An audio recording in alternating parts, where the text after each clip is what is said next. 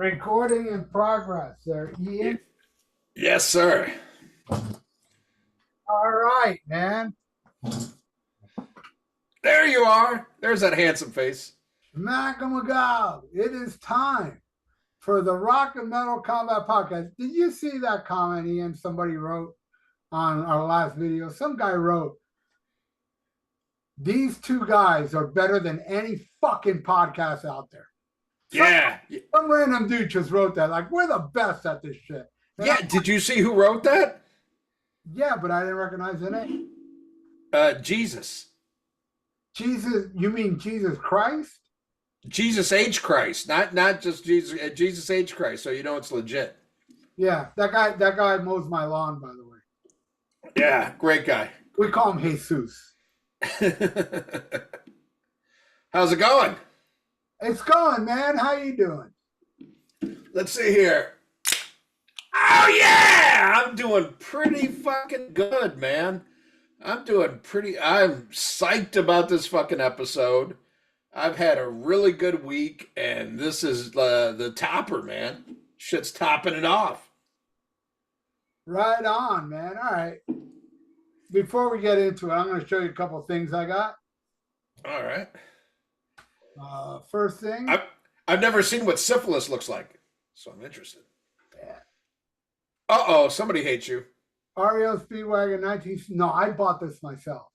Oh, you hate yourself. 1979, Nine Lives for their best album, and it brings a DVD. Nice. The first Runaways album. Ooh. I bought this myself because I've been on such a Runaway kick lately. Nice. That I bought the second album as well.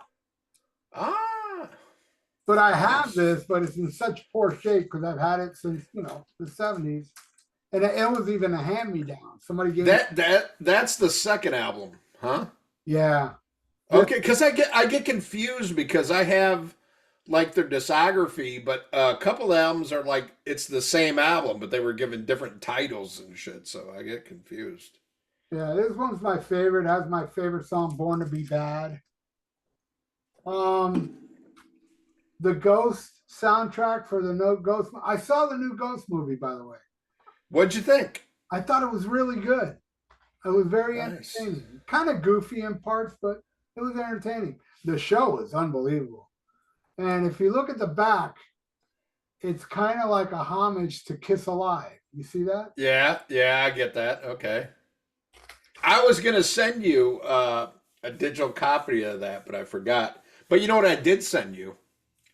If you look in your emails, I sent you a digital copy of the new Police, the 6 CD box set for Synchronicity. Oh, cool. I heard the other day the demo to Every Breath You Take. Yeah. Dude, that shit would have been a hit. It's not as good. It's actually kind of crappy, but Yeah. it's perfect for the Gadies.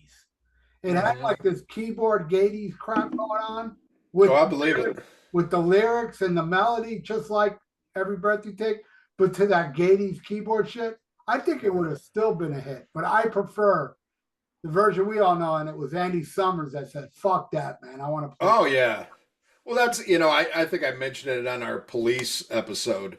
But like one of the greatest comments, and I totally agree with it. If you listen to Sting's solo discography, but they always said like Sting would bring in these like great songs, but they were kind of pussy. And he goes, me and Andy would policify them. And I totally get that because if you listen to Sting's solo, there's some good songs there, but they got no fucking balls. You know what I mean? Yeah. He's very talented, that voice, good songwriter. But he needs Andy and Stewart to give him fucking balls. And that's what they are. Sting is like this giant dick, and Stewart and Andy are two like big balls. Together it's perfect, I think. I'm happy I got to see him at least once. Dude. I saw him on the Synchronicity tour, but man, on YouTube there's some pro shot footage, and I remember when this happened. They played the Guzman Center on the second album, and I wanted to go so bad. And there's pro shot footage of it. and it's awesome. They played the Guzman Center, a place that I've been to like maybe 4 or 5 times because not Yeah. many shows happen there. And Justice for All happened there. The Headbangers Ball tour with Anthrax, Ex- Exodus, Exodus and Halloween. Yeah. Alice Cooper, Constrictor with Vinnie Vincent Invasion.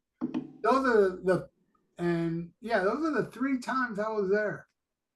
But anyway, Nice. I got a couple more. This one's very special. This Judas Priest single for what is it? Take on the World, that crappy song. Yeah. It has 2 killer live tracks, which is White Heat, Red Hot, and Starbreaker. And what makes this very special is that I got this on a Facebook group that my friend turned me on to. And Yeah. that dude like pulls out all these rare albums, and you have to be the first one to write down the name of the band. Like Judas Priest, I wrote JP. I was the first one there. But man, he had some cool shit that I wanted so bad and I couldn't get it. You know, like Dawkins live album, Beast Yeah. of East. I want that on vinyl. I love that album. Yeah, me too. And then the last thing I got was a disappointment. This is Category 7. Okay, I've got a digital copy. Have you listened to the whole thing though? Yeah. Still a disappointment? It's not bad though. I can't say it's bad and it annoys me. It's just these songs don't have any life to it. I got to give it more chances, but I don't hear anything that comes out and grabs me. I hear some cool shit going on in these songs, but nothing grabs me. Right. Well, I know we talked about this on the phone. Uh, from what I heard from the band, it's like it's close. It's so close. But I think what fucks it up is Mike Orlando. He was in a band called Adrenaline Mob, and he's done some other shit. And if you watch the videos, like I love when they show Phil Demo when he's played a solo, like, yeah, that's kicking ass. And then they go to Mike Orlando, who he wrote all this shit. This is basically like he wrote everything and then got these guys and said, let's record this. When he gets on there, it's all like, like Yngwie. And Yngwie at its worst, where it's just noodling and you don't serve the fucking song. It's just like, look at me, and it's like, God damn, how can you fuck up with that lineup? I mean, what a great lineup. But I think he's the one that's ruined it. But it's his shit. I think maybe if there was more input from the other people, it would have been a stronger effort. But I need to listen to its entirety. I've only heard the singles. Well, So. I heard it's entirety. It did not do nothing for me. And yeah, perhaps if this guy wrote all the music to this album, Right. I agree with you in the part where I blame him, but I Yeah. blame him because I don't like it musically. Where you blame him because he's a spit. Oh. Well, I mean, that's like the 10th thing that's wrong with him. It's not in the top 5, but, it's not going to help his credit rating any, I'll tell you that. Mm. What are you going to do? Yeah, I mean, I'm going to check it out. I mean, fuck, John Bush could fucking, read shit from the telephone book and I'd be like, oh, this is awesome. Yeah, he sings great on it. I don't know if Mike Orlando wrote the lyrics or the lyrics were done by Bush, but I do know, like, musically, this was all Mike Orlando. But I mean, goddamn, Jason Bittner, amazing drummer. Love what he's done in Overkill. Love what he's done. Shadows Fall, I think, is amazing. Goddamn, what's his name? Having a brain fart from Exodus that we've hung out with so many times. Jack Gibson. Gibson, yeah. He's awesome. I mean, Phil Demmel speaks for its fucking self, and even how much I shit on fucking Violence. I love that last Violence EP, the one with Bobby Gustafson. Soon to be on the show if we can, track down some time. Speaking of which, I don't know if we could talk about this. If not, go beep, beep, beep. Are we still going to get Paul Di'Anno on here now that the new album's out? I don't know. Oh, okay. Have you heard Paul Diano War Horse album. Yes, and this Tuesday on Almost Human, I have a review to say Okay, god damn it. Okay, well, tell me later because I'd be interested to hear your honest, unfiltered opinion, which I don't want to talk about because I want to get Paul Diano on the show. Yeah, I don't think I should talk about it on the show. So you listen to it too. Um, let's see what else is going on. Not much. I was supposed to be at fucking Neil Young on Friday, but that shit got canceled about a month ago because the guys are like 80 and got the COVID or whatever the fuck. So, but I am going to this legendary venue in Washington called the Gorge. I'm going there in mid-September to see King Gizzard and the Lizard Wizard. I'm very happy about that. Me and my son are going. It's like some kind of fucking hippie commune where you camp out and shit. So it'll be fun. It's a really nice venue. I mean, the pictures I've seen and videos I've seen. So that will actually be our first. I thought our first concert together was going to be Maiden, but it's actually going to be King Gizzard. But looking forward to Maiden in October. Uh, I was possibly gonna go to see Jeff Tate was playing like fucking 20 minutes from me, and I was gonna go with one of our listeners, Mike uh, Gutierrez. I'm terrible at the Latino names. Um, but I saved that vacation day in case Neil Young reschedules because then I gotta go with the wife. Yeah, because you're like, well, should I go see Neil Young with the wife, or should I go to this show with the spick? I think, I think the answer is clear.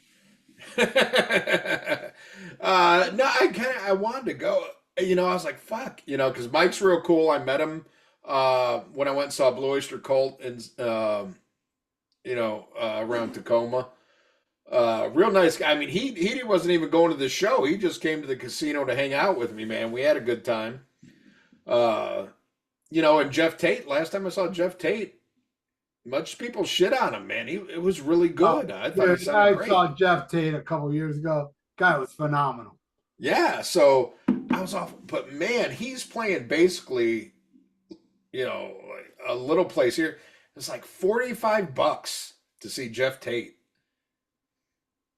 I was like, and then my job's new. I'm saving up, vacation time because we got Rockin' Pod coming up before you know it, motherfuckers. Start saving your shekels for Rockin' Pod. But yeah, I decided to not go and save the vacation day. But let's see what else is going on. Oh man, my drive-in, Wad's Drive-In, which is my deck. Not a deck, but it's like I had a deck in New Orleans. We partied on that deck, but I got like a pad. If you go out the back of my house, I got like a concrete slab, and I got like a big like gazebo over it. Like a permanent structure built, nice metal roof and everything. But I thanks to Amazon Deal Days, I got the 4K laser projector that I've been wanting for like a year, and I got a new 150-inch screen. It's all 4K and shit, and I got these awesome speakers and shit, and I like got these curtains to close it in. Fucking loving it. And I almost bought it the other day. I'm gonna wait, but there's a guy who there are bootleg versions of Kiss Meets the Phantom of the Park, but like the quality like really jumped up and everything. I'm gonna get it. I want to watch that on the big screen. Fuck Kiss, but I want to watch fucking Phantom of the Park out there. That movie rules, dude. That movie fucking rules. I know. The thing I gotta check though, I gotta see if he's got both versions on there because I got the fucking Australian cut or whatever, but I don't like that one. The I like the American original version is the best version. Fucking A right, it is. One with the funky 70s music. Yeah, I don't want to hear those shitty solo album songs on that shit. Hold Me, Touch Me, and shit like that. Yeah. Fuck the Oh yeah. American version all the way. Yeah, and that's what sucks, of all the songs off the best Kiss solo album, they play Hold Me Touch Me. The shit song, It's terrible. We disagree there hardcore, bro. As, What? as far as the best Kiss solo album. Oh, okay. All right. That's a hardcore disagreement there on my end. And Yeah. speaking of movies, uh, Chris Sizzler, from Decibel Geek. You know that guy, Yeah. Decibel Geek dude? The Decibel Geek dude. Yeah, he's got new Facebook pages. He got hacked. Yeah. Chris Sizzler put up yesterday or day before. Well, I'm watching this Trick or Treat. Trick or Treat. Oh, yeah. I commented on it too. I saw your comment. I put it on. Now, I haven't watched Trick or Treat in a while. So here's my my pro review. That's it. Let me put it this way. It's a logical review. It's just logical. If you disagree with me, disagree with logic. Right? Okay. Let's hear it. Fun movie. Great movie. Awesome movie. Sammy Kerr is godly. Yes. Too bad that the actor that played him was not immortal and died of AIDS. Yeah. That's besides the point. My complaint about the movie. What? There is a complaint I got about the movie. What? Yeah. The casting of Skippy, dude, there was no metalhead back there that acted like that. Ciao. I mean, he was so lame, but I will give him one redeeming quality. That as lame as he was in the movie, this made him rule. You ready? Yeah. That scene when his mom goes in the room and looks through his records. Yeah. He has the most awesome record collection. Oh, Exciter. Fucking all kinds of shit. Sabotage. I mean, he had all the killer shit. Yeah. All right, he may be dorky and all, but at least he knows his music.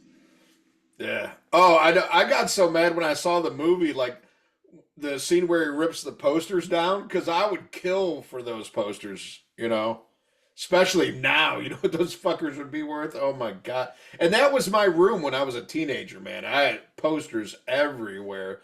I remember I had a Blacklight Number of the Beast one up, and I remember I went away for the weekend. I came back and my grandma took it down because she thought it was satanic and shit. He was right.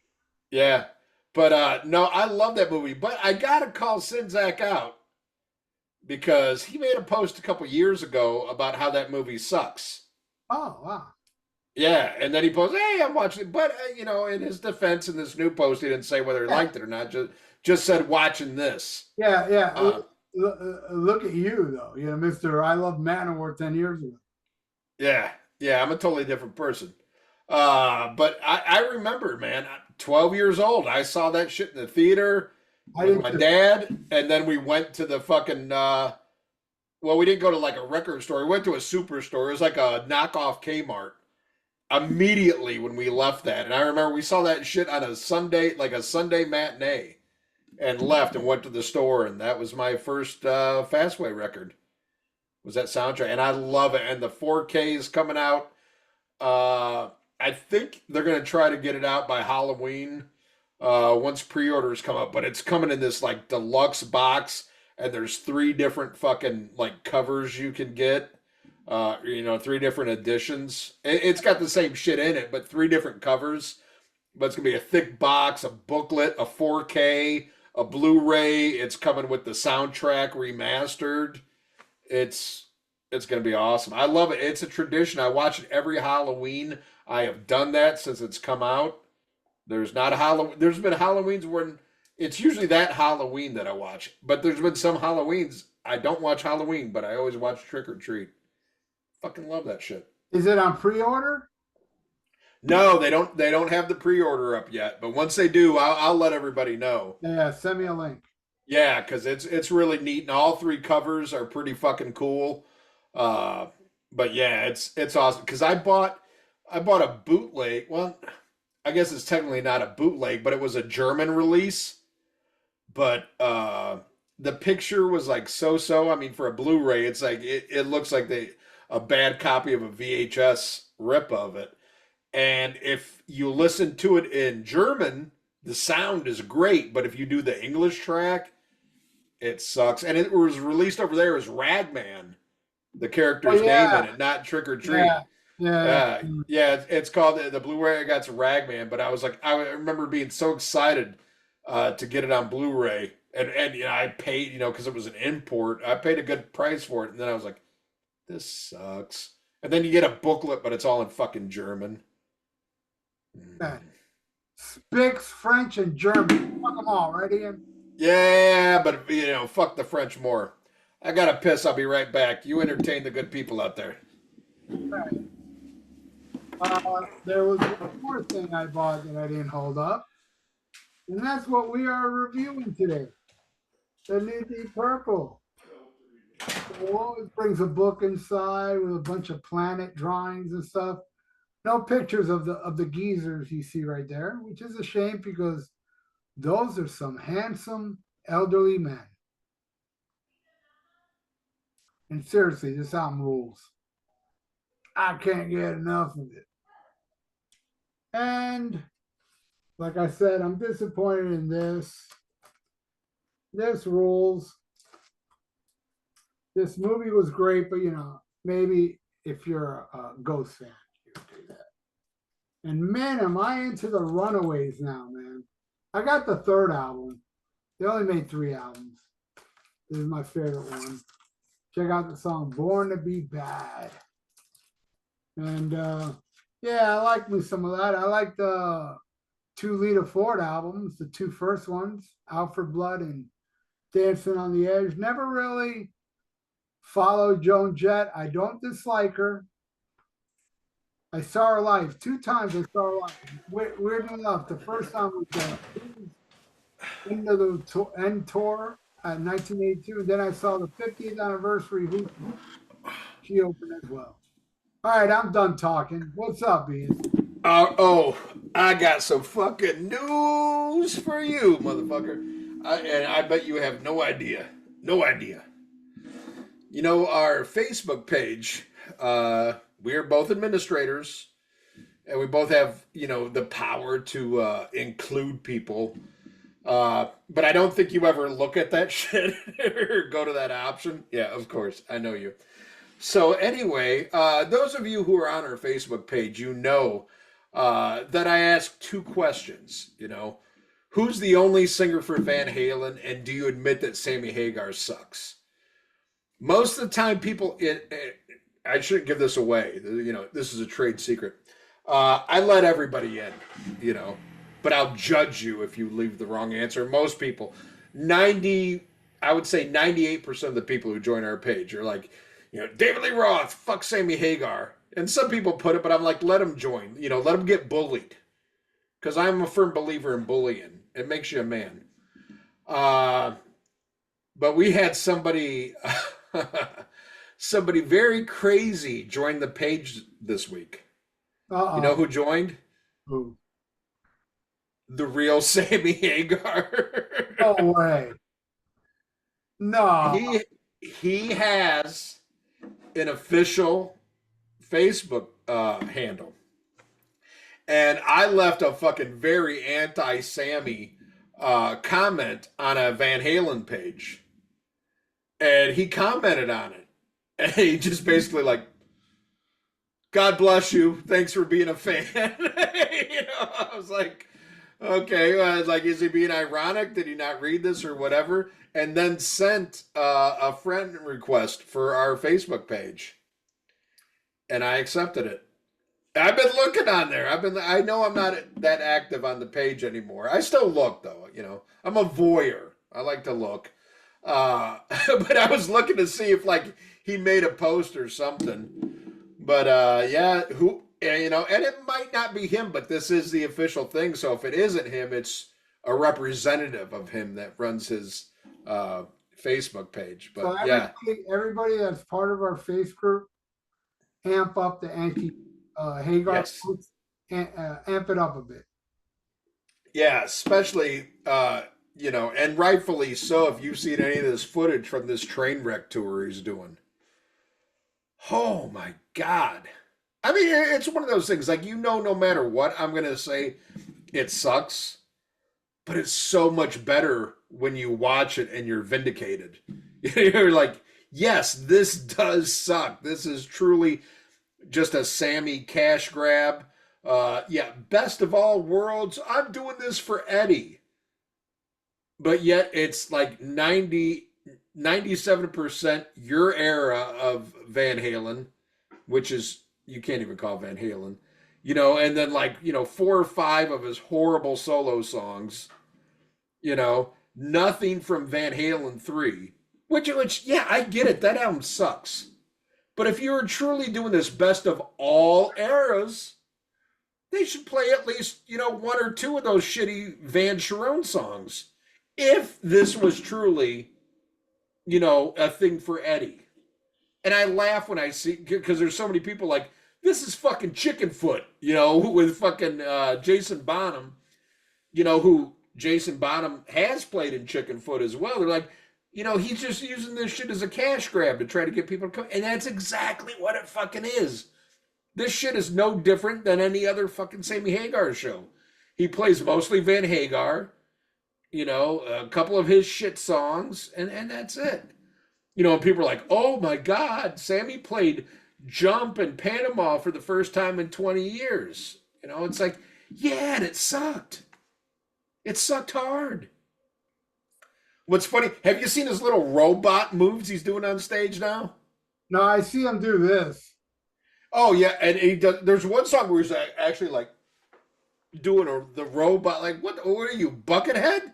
The fuck you doing out there, And it's just horrible. It's horrible. And most of the shows are very undersold. He's done well in a couple of spots, ain't gonna lie. I was like, man, the people who showed up for Loverboy stayed. Yeah, my friend went to the opening, was in West Palm Beach. He said that it wasn't full at all. Yeah. Well, Al Horta went to the Tampa show. And he's got to take that shit to the grave. I called him out on it, He likes like you. He's one of those. I'm like, you're the fucking problem, He's a Van Hagar fan. Yeah, I mean, I love Al, but I blame him more than I blame Sammy Hagar. Like I've always said, fuck the fans. The fans are the worst. All the other Nazis are worse than Hitler. That's just a schmuck with a bad idea. What's worse is the people who go, oh yeah, I like that. I'll put my money behind that. No, that's the motherfuckers you need to stomp out. So Al Horta, I'm sorry, but you get taken out. You get taken out. Yeah, and Hitler wasn't to blame. I mean, everybody hated him because of his stupid mustache. Yeah, yeah, I was just kidding all my Jewish friends out there. yeah. We just got a like from Roger Waters. Said, keep up the good work. But yeah, no, that's funny. Sammy Hagar is on our page now, or at least his online representative. I'll outlive him. There will be one day that we get to come on this show, and I don't give a fuck if it's fucking on a Tuesday. I'm taking the next day off of work. We're doing a live stream, and it's just gonna be a joyous occasion. It's gonna be like the end of World War II. You'll see fucking random strangers kissing in the streets, and we'll be there to cover it. We'll be with big caps and little horns. Oh yeah, oh yeah. A bunch of tapestry flying around everywhere. Oh, it'll be great. It'll be fucking fantastic. I can't wait for the death of Sammy Hagar. And hey, Sammy, you're on the page. I hope you're watching this. Can't wait till you fucking die. But I'd rather see all your fans die first. All like 20 of them. Just go. Sorry, Al. I like you, but you gotta go. You gotta go. You can't get a little pregnant. You gotta kill it all. Kill it all. Sorry, Bushy. If Bushy really meant what he said when he said, "Oh, you wait with two is better than fair warning," he should be the first to go. Yeah. And what's fucked up is, like, out of all the Sammy Hagar fans who will die when the rapture comes, who's going to have the most people at their funeral? Who? Mark Allen Taylor, because all 27 of his ex-wives are going to show up. Oh wow. This motherfucker, he's going to get married any day. That motherfucker, that's Somebody left a comment. I don't know if yeah. you saw it on our group saying, "How does Mark Alden Taylor keep finding women to marry?" I thought that was you. I thought you wrote It that. wasn't me, somebody else. And I replied, "He's got a big wang. He's got a big dick." I'll tell you what, any of you motherfuckers out there not getting laid, any of you potential active fucking shooters out there that can't get pussy, just remember that at the end of the day. This motherfucker's been married 47 times. Okay? Mark Allen Taylor gets more pussy than you. Maybe you're the problem. That's all I'm going to say. That's Mark all I'm going to Alden Taylor, the Van Hagar fan that actually gets laid. say. Yeah. Yeah, because he plays David Lee. That's how he gets him to marry him. He plays like, real Van Halen. And then after she signs on the dotted line, then he brings out that shit and then they leave. That's why, huh? They finally find out he's a Van Hagar fan and they leave. Yeah. Well, that the first time he eats corn on the cob in front of him, between those two. Like, hey, I understand. Hey, look, my chick, man. Yeah. If I tell my chick, look, I've been living a lot. I am a Vangina fan. She will leave me, and I will understand. That's a good woman. Yeah, I mean, leaving me shows what a great woman she is. Yeah, I agree. And any woman out there, I mean, what woman is going to stay with the Sammy Hagar fan? Your husband might stick around, but your wife is gone. A lesbian will stick around. Nah, they're more of a man. No, a lesbian will stick around. They'll of course be cheating on them constantly with some chick. Oh yeah, yeah. They'll be going back over there because she gets it. She's a chick. She gets Vangina. That shit's horrible. All right, fuck it. Let's see what's in the news. Anything in the news? Anything worth a shit? Let's see here. Anvil's Lip says we were one of the very first metal bands to play in America. From where? Canada? They played here last night. Oh, and did you go? I couldn't. I'm sorry. I couldn't go for obvious reasons. Oh, okay. Yeah. No, that sucks, man. I tell you what, I had a great night with fucking Anvil, and I would love to see them again. I thought they were great and had a great time hanging out with all of them. Mostly fucking Rob Reiner. That shit. I mean, that's still priceless. I don't know on what episode we play the intro, but God damn it. 7 takes to say Rock and Metal Combat Podcast. He was stoned out of his mind. Great dude, but man, they put on a great show. A lot of people laugh at Anvil, and I laugh at you. Anvil's fucking metal. I love that shit. They kick ass. I haven't heard the new album yet. Have you heard it? Yeah, I didn't like it. I've seen them twice. I would have went last night for sure, but Yeah. But I have seen them twice. Did you enjoy them when you saw them live? Oh yeah. Oh yeah. And both times was after the documentary because they were never down here before that. Yeah. No, they put on a great show. Yeah. The other thing that sucked, but I get it. Like at first I was like, why? I asked them if they play Don't Stop. And they don't do that. But if you listen to the song, you really need like 2 guitars to pull that song off. And I think that's why they didn't do it. But boy, that's a great deep cut. I love that shit. Fucking Anvil. All right, what else? Chris Slade.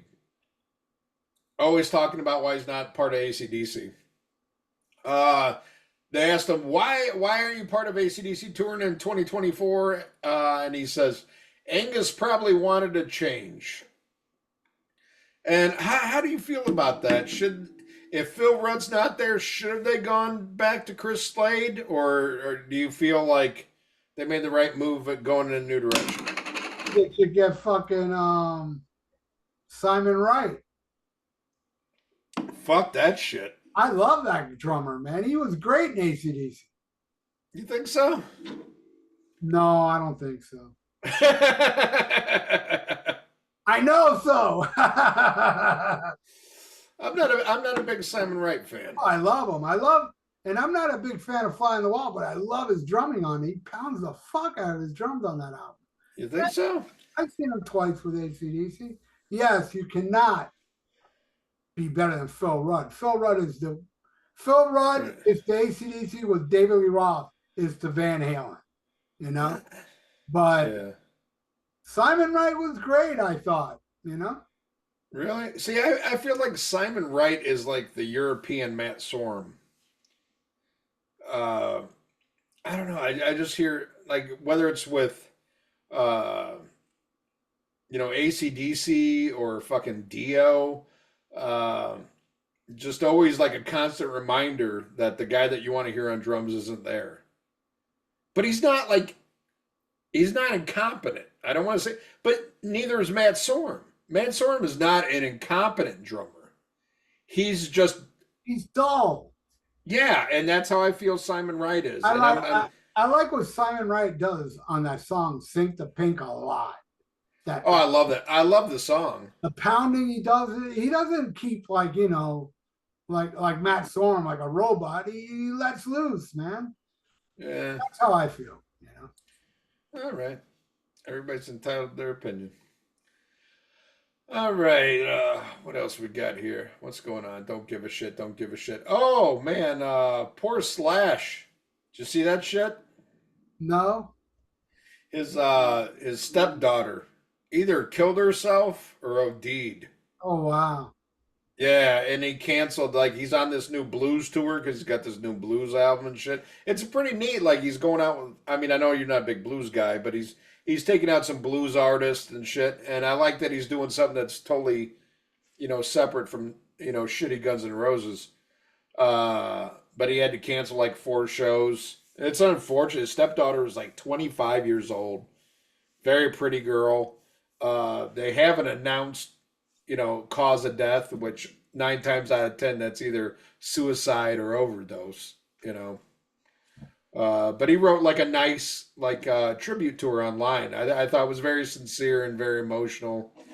And the girl he's with now, he's been with this chick since he divorced the girl that, drove him back to Guns N' Roses. Because that's why he went back to Guns N' Roses. He divorced that gold digger he was with, and she took him for like fucking everything. That's really why he went back to Guns N' Roses. But he got back with this chick who he used to date back in the 80s. But apparently, that's a real, the new chick is a really good relationship, and he really, cared for this woman's daughter and stuff. So it's very sad. 25 years old, man. You ain't even started life. You think you have, but you haven't.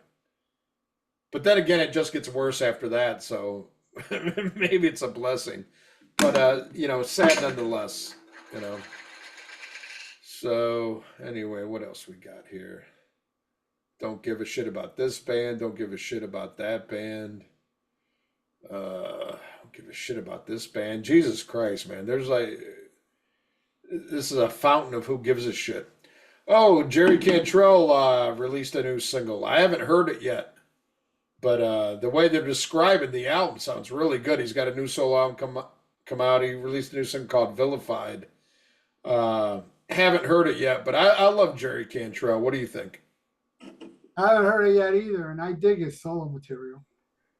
Yeah, I mean, what a talented fucking guy, and a great singer. I think a lot of people don't realize how much like his voice added to Alice in Chains and stuff, and there's probably some people don't realize he sang some of their biggest, like, Over Now. That's Cantrell. That ain't fucking, Stanley and shit, Awesome. Love to see him. Never got to see Alice in Chains. Never back in the day. Never with the new guy. I was going to go see him solo in New Orleans. But then found out I was moving and the show was after my move date. Did you ever see Alice in Chains with Lane Stanley? Twice. Oh, nice. How were they live? Awesome. The first time they opened Clash of the Titans show. Yeah. It was Slayer, Anthrax, and Megadeth. Yeah. People were booing them, Yeah. but what they did, and it's on, you can see it on YouTube. They opened that Miami show. Everybody in the band was playing a different instrument. I think it was Jerry Cantrell on drums, Mike Starr on guitar, Wow. the drummer on bass. No, Lane Staley on bass, and the drummer sang. And they came out and they did a song that was about 1 minute long where they said over and over again, fuck you, fuck you, fuck you, fuck you, fuck you, fuck you, fuck you, to like some punk riffs. And Yeah. what the fuck is this, And then they came out and did their set, and people were not digging it. Alice in Chains wasn't. Now I loved it. I had Facelift even before that show because I saw We Die Young. Okay. Look, I dig Man in the Box, but I don't think Man in the Box would have made me buy that album. We Die Young did. I was like, damn, this is killer shit. And so I went early. I saw them. I enjoyed them. The crowd wasn't digging it, but they did a full set.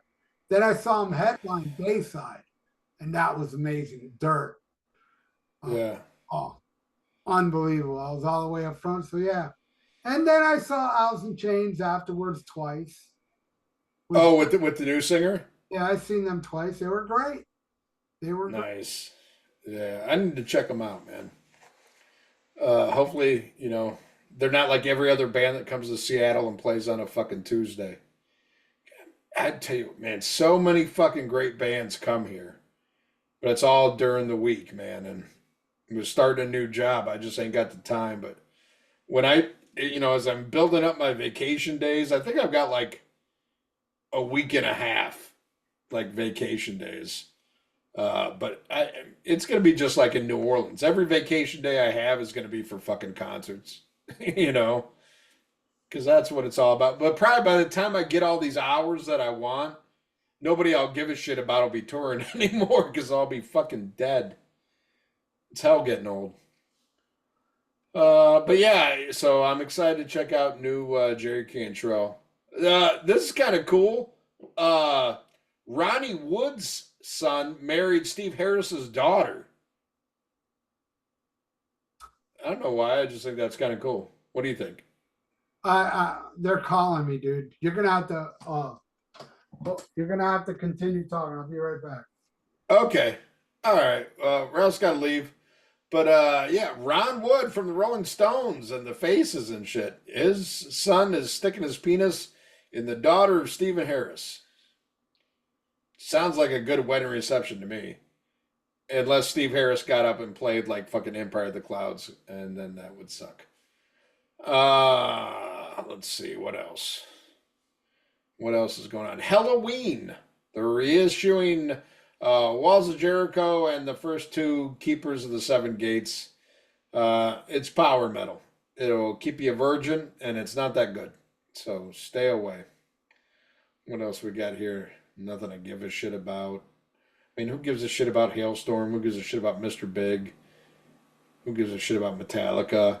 Gojira or Gojula, I don't know. Julia Gulia, however the fuck you say the name of that band. I like them, but they played at the Olympics, and for whatever reason, people are freaking out about the Olympics this year. I have no idea why. I don't know what happened. That band You don't like Julia Gulia? Yeah, they fucking. I've had to do track by tracks. Listen to their albums. It's just not my thing. I'm too old, man. My heart belongs to traditional metal. Okay. Okay. And all that shit, it's just big piles of poop. Okay. A friend of mine from New Orleans, he really liked him. My friend Brett Bond, his brother is Kevin Bond, plays in Superjoint Ritual. He was real big on him, man. He's like, man, you got to check him out. I like what I heard. That's all I've probably heard. I can't sit here and say I know their whole discography. I heard like 4 songs. I liked it. Who knows? I'll probably hate it in 10 years. They did do a good cover of Escape from Metallica. Oh, a song I like better than Metallica likes. Let's see what else. What's going on Oh, here? oh, and I didn't talk about Steve Harris's daughter. Oh yeah, what do you think about that? I don't give a rat's ass. What else we got? Hey, there you go. I figure. Now this is something. I can't remember if I talked about this on the last episode or not. Uh, Power Wolf. Did I talk about that on the last episode? I don't remember. Okay, well they're an Italian power metal band. They fucking suck. That's all I got. They fucking that's some shitty that will guarantee you never lose your fucking virginity. That's some horrible fucking metal. You just described something I'm gonna love. No, no, no, no, no, no, no, no, no, no, no, no, no, no. I'm Oh, okay, gonna well, do this, do this. Fucking. I mean, can we take a pause for the cause? no. Okay. All right. Well, later on, look up some fucking Power Wolf. Get back to me. All right, Power Wolf, Power fucking Wolf, fucking yeah. Even the name sucks. Power Wolf these nuts. Yeah, exactly. Thank you. Here's something I would have loved to seen. God damn, I miss all the good shit. Axl Rose joined Billy Joel on Oh, I stage. saw that. I saw that. I didn't watch it yet. Was it good? Let me just put it this way. Thank God I saw ACDC with Axel back then. He sucks now, man. Oh, it was He, bad. he did Highway to Hell. Yeah, Horrible. And Live yeah, and Let Die, I mean, he did it hard. He doesn't do it with the power. He said, I mean, yeah, I know he's older and everything, but it sounds kind of nasally, his voice. yeah, Then they did a Billy Joel song. I think it was You Maybe You're Right. yeah, yeah, yeah. I didn't watch any of the Yeah, clips. yeah. I was like, God damn, his voice is hurting. Oh, that sucks. Because well, like I think this whatever like shit version of Guns N' Roses out now. I think it's horrible. I think it's horrible. But the clips I saw with ACDC, and you saw the shit live. But all the clips I saw with ACDC, I was like, hey, as much as I want to shit on it, it sounds good. I can't lie. I thought it was really good. But all the clips I see of this, Guns N' Roses that is out there with just three of them. I think it sounds like shit. So, but I love Billy Joel. I don't know. Maybe just cut off Axel's mic and let me hear Billy Joel because Billy Joel kicks ass. I love me some Billy Joel. Me too. All right. All right. Here's something. Seen a lot of people talk about. Even there was a very funny fake post where they changed it from Bill Ward to Terrence. But Bill Ward says he would love to play one final concert with Black Sabbath. Um, what's your thoughts on that? Should this be attempted or leave it alone?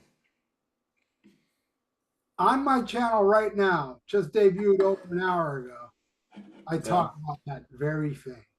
Oh, so you can't go into it. So go check it out. Let's hear Ian's Well, side. well, by the time this comes out, oh, okay, I'll give my opinion. So, okay, uh, I am torn on this. I am torn. I want it for the band. I would love to see it. Uh, and what's funny, most people are concerned about Bill Ward's ability. I'm more concerned about Ozzy's fucking ability than fucking Bill Look, Ward's. here's something I didn't say in that news thing. You listen to Ozzy talk now, like he says words, but he has to breathe. He's constantly Yeah, breathing. yeah, It's so and it's so feeble. What's coming out of his mouth is so light, so yeah. low. It's how the fuck's that guy gonna sing? Unless you use tapes. Yeah. Uh, I don't know. I'd rather see. How about a reunion show with Ian Gillan? Bill Ward and Geezer and Tony. I don't know. That's the thing. Like, I don't know what it is. I don't know what the band has against Bill Ward. but it's something that Tony has had against him for a while. You know, there was that period on the Cross Purposes tour when Bobby Rondinelli couldn't make those shows. So in Brazil or South America, whatever the fuck, wherever you Spicks hang out, you know, they got Bill Ward back, and Bill Ward thought he was going to be back in the band, and you know, it wasn't to be. And then there was this shit, you know, those two. I don't give a fuck what anybody says. Horrible songs on the fucking reunion album, the studio one, Psycho Man and Selling My Soul. And I think only one of those Bill's on.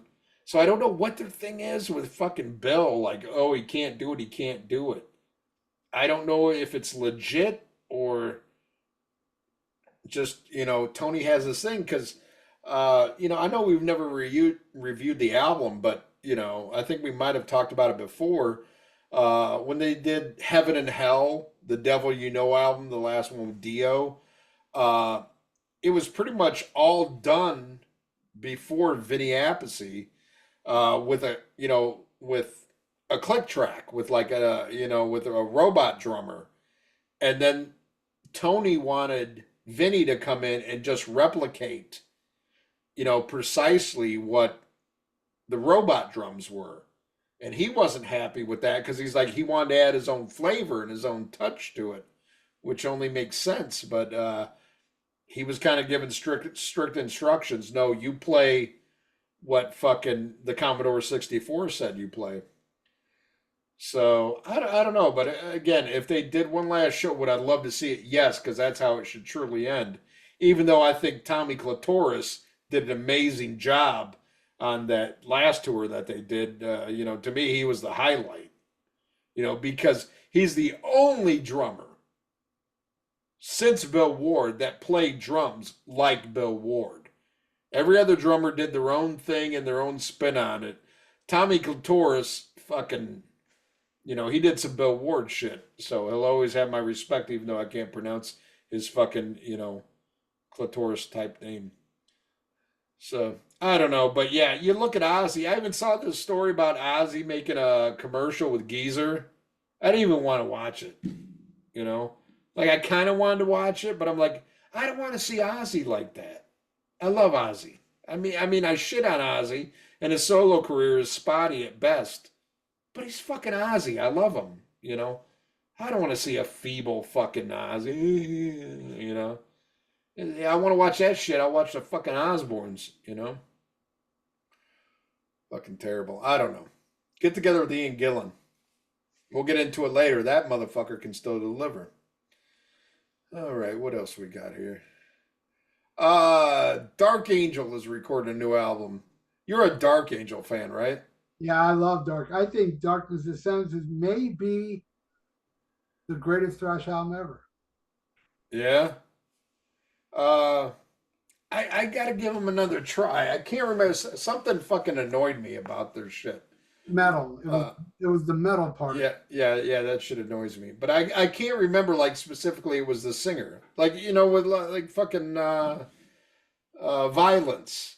It was pure like when I listened to that one where the monster's eating the bed. What Eternal Nightmare? Yeah. Yeah, it was totally the fucking singer. You know. Uh, you know, Liverboy, whatever the fuck his name is. Um, the music I loved. You know, it was his singing and his cadence in particular, like that I couldn't take.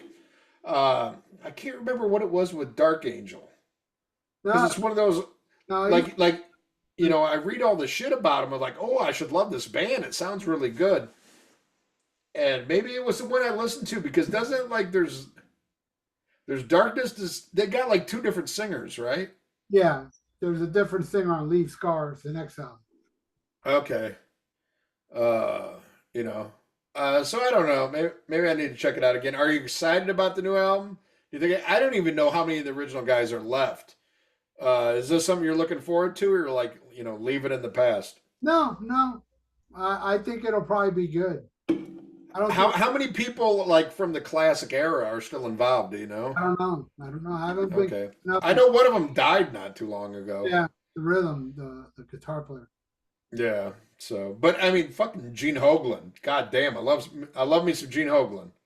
Yeah. That motherfucker. Glad I've got to see him live. He's a fucking beast.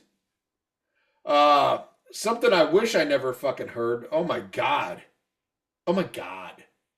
And you said you saw the movie. And this is another album I was going to send you. I was trying to think of like, what the fuck else was I going to send Ralph on Dropbox? I was going to send you that right here, right now. I haven't even fucking listened to it yet. But did you hear that song, The Future is a Foreign Land? No. Okay, apparently it's from the fucking movie or some shit. It's like a cartoon. They might have played it during the credits. Oh, it sucks. It's like goddamn Ghost. You might like it because you like that Dance Macabre shit that I can't stand. Yeah, I do. The last album, I admit, it was spotty, but man, Kaiserion's one of my favorite Ghost songs. And I can't remember. There was a song I really liked on that last album, but there was only one. I like There was only one. like 20s. I like Call Me Little Sunshine. I think that's the one. Call Me Little Sunshine. I liked. Good songs, but then there's a lot of. I love Prequel, the one before with Dance Macabre. I love that album. That's No, my- I liked that album, but I couldn't stand that song in particular. Dance Macabre, and I really hated that fucking Spillways off the last album. It's another one I like. Oh man, and I'm just like fucking get your fucking balls back. Stop doing this fucking goddamn ABBA shit. That's what I I can't like. stand it. Go back to the creepy, like as much as I love the first album. I mean, I never think they'll top that. I think that's your favorite as well, correct? Yeah, it is. Okay. That song off the third album, is it Circe or Cerice or Yeah, whatever? That is the fucking sound. Stick with that fucking, that fucking heavy goth fucking, weird shit, and stop doing this shit, fucking dance music fucking crap. But anyway, the new fucking Ghost song, it's some dance, it's pronoun rock. It really is. well, It- I highly recommend the movie to anybody that likes Ghost. yeah. Stage show, man. It was. Oh, dude, I've seen them 3 fucking times and they were amazing. I would never discourage anybody from going to see Ghost live because I think they're amazing. But what's funny is I saw the set list for the live album for the soundtrack, and what's really cool is all the songs that I gave a shit about were at the beginning of the show. So it's like I could go see them and like totally beat traffic and get the fuck out of there before they start playing the fucking crap shit, like Mariana Cross. Oh my god, I fucking hate that song. But it's a big hit for him. Ain't gonna lie. A lot of fucking pronoun motherfuckers love that Mariana Cross shit. Give me the fucking satanic shit. I love Kiss to Go. Uh, I love that song. Satan, Lucifer, Oscar Lambasina. Hey, baby, kiss, kiss, kiss the go. I love it. I love the fact that here's a band that writes these songs that are so accessible and could be huge, but they fuck it up by throwing in Lucifer, all the devil worship stuff in the right. catchy pop songs. You know what I mean? So it kind Yeah. of like you could be bigger if you didn't use that, but I love it though. I love songs about Satan. My favorite band of all time with Black Sabbath and Merciful Fate. Both of them sang about Satan, but man, the way Merciful Fate would do it in those early 80s albums, when Yeah. they constantly would say Satan and Lucifer, and they always picked the right exact time to do it. I'm no devil worshiper, but let me tell you something. That shit excites me way more than Striper did, singing about Jesus in the 80s. Which Fucking A right. I It's a love better it. written. I love that stuff too, don't get me wrong, but I don't love it as much as hearing Satan and devil and Lucifer. Right, but that's what fucking Ghost is doing. I want more Darth Vader songs, and they're giving me a bunch of fucking Ewok metal. I don't want fucking Ewok metal. Jumba, juba, duta. Fuck that shit. I want some Vader shit. God damn it. Fucking nerds. Pussy motherfuckers. All right, what else we got? Oh, a biography on Motorhead legend Fast Eddie Clark is coming in September. Oh, cool. I want to see that shit, man. I'll tell you what, man. I was listening to some fucking Motorhead, our last episode, and I'm kind of pissed in one way, but I'm not fucking surprised. That episode did okay, but most people fucking suck. Again, we'll do a Kiss episode and it's fucking through the fucking roof. We do Motorhead and it's like, eh. But man, I tell you, as much as I love every era of Motorhead, I love all the lineups. I think they all put out great music. And I love Phil Campbell. Phil Campbell is Motorhead throughout his fucking heart. I love Wurzel. I love fucking Robbo. Not one of them motherfuckers can hold a candle to Fast Eddie Clark. I mean, the fucking riffs he wrote with them, and why that motherfucker is not held in the kind of esteem that a fucking poser like Ace Frehley is held in, I have no fucking idea. It's because of makeup. If Fast Eddie Clark wore makeup, he would be that fucking popular, and people would be like, "Oh, he's such an influence on me." Ace Frehley's an influence because anybody can play that shit. Fast Eddie Clark, granted, he's, technically he's not that, but god damn the riffs that Fast Eddie wrote. God damn those fucking Motorhead albums with him. And the first couple of Fastway albums. I gotta admit, I never listened to post Trick or Treat Fastway. They got different singers and all that shit. Did you ever check out that shit? No, I heard a song here and there and I didn't like it. Yeah. But goddamn, the shit the original Motorhead did is so fucking timeless, man. And it's so fucking good. I mean, it still sounds fresh to me. It still fucking holds up.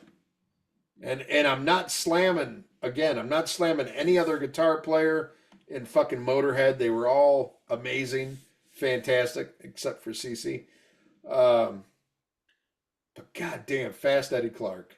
When's that motherfucker gonna get the respect that these fucking nerds give an undeserving Ace Frehley? I have no fucking idea. No fucking idea. I fucking hate people. I can't wait till y'all fucking die. All right, what else we got? Talking about some footage from these AC/DC shows. Have you watched a lot of shit from these current AC/DC concerts in Europe? Nope. A lot of people complaining about Brian. He's old, man. Come on. Yeah, Get him a yeah, break. Axel can't do it anymore either now, man. So I got to see AC/DC with Axl Rose. And yeah. That's pretty fucking awesome, man. I mean, aside from the novelty, I got to admit, there's like a novelty aspect to it. All the footage I saw with Axl, he kicked ass. he can't do it no more. And I would have, trust me, if there was one fuck up, I would have shit all over it, but he did good. Oh, God. All right. I got to take a piss and then I got a funny story to come back to. Or maybe I can tell you the headline and you can, well, no, never mind. You ain't going to give a fuck about this story. So just tell some like Pollock jokes or something. I'll be right back. All right.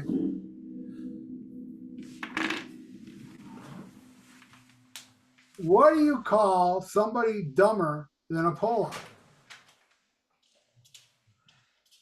Ian. Yeah, that's my first Pollock joke. All right.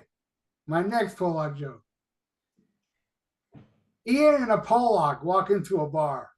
The bartender said, "Hey, the Pollock could stay, but you, Ian, get the fuck out of here." That's the joke. You want to hear another Pollock joke? All right, let me think of another one. What's the difference between Ian and a Pollock? A Pollock is smarter. All right, do I have any more Pollock jokes? Let me see. 7. Why did the Pollock cross the road? Answer. So the Pollock can show Ian how to cross a road. Oh man, I'm full of these Pollock jokes, right? All right, let me think of another one, man. Knock, knock. Who's there? I'll save this for you. Wait till you. Uh, hey Ian, you just got back right when, because all I've been doing is saying Pollock jokes while you've been gone. Oh, nice. Oh, now I'm going to do the last Pollock joke with you. Nice. I can't wait to hear it. Here we go. Knock, All knock. right. Who's there? A Pollock. Pollock who? Pollock that's smarter than you. That's racist against Irish people. Yeah, well, it gets even more racist when you hear the jokes I said before this. Oh, shit. All right, I'll give you one of the jokes I said before. Why did the Pollock cross the road? I don't know why. To show Ian how to cross a road. Oh, that's fucking terrible. That's terrible. That was the best one. Hey, I don't know if I told you this. I think I started talking about it in one of the other episodes, and I think we just got onto something else. Did I tell you about I did that shit where you trace your ancestry and shit like that? No. Okay, so anyway, I was telling the wife I wanted this shit, you know. So she gets this thing, where you spit in a cup, they check your DNA and all this shit. And I was like, oh, I can't wait to find all this shit out, about my heritage and stuff. So I finally get it back. And then I thought I was predominantly Irish. I thought I had way more Irish than anything else. I thought I was Scotch, Irish, English, German was my ancestry. And a little bit of Mandingo, if you know what I mean. And I think you do.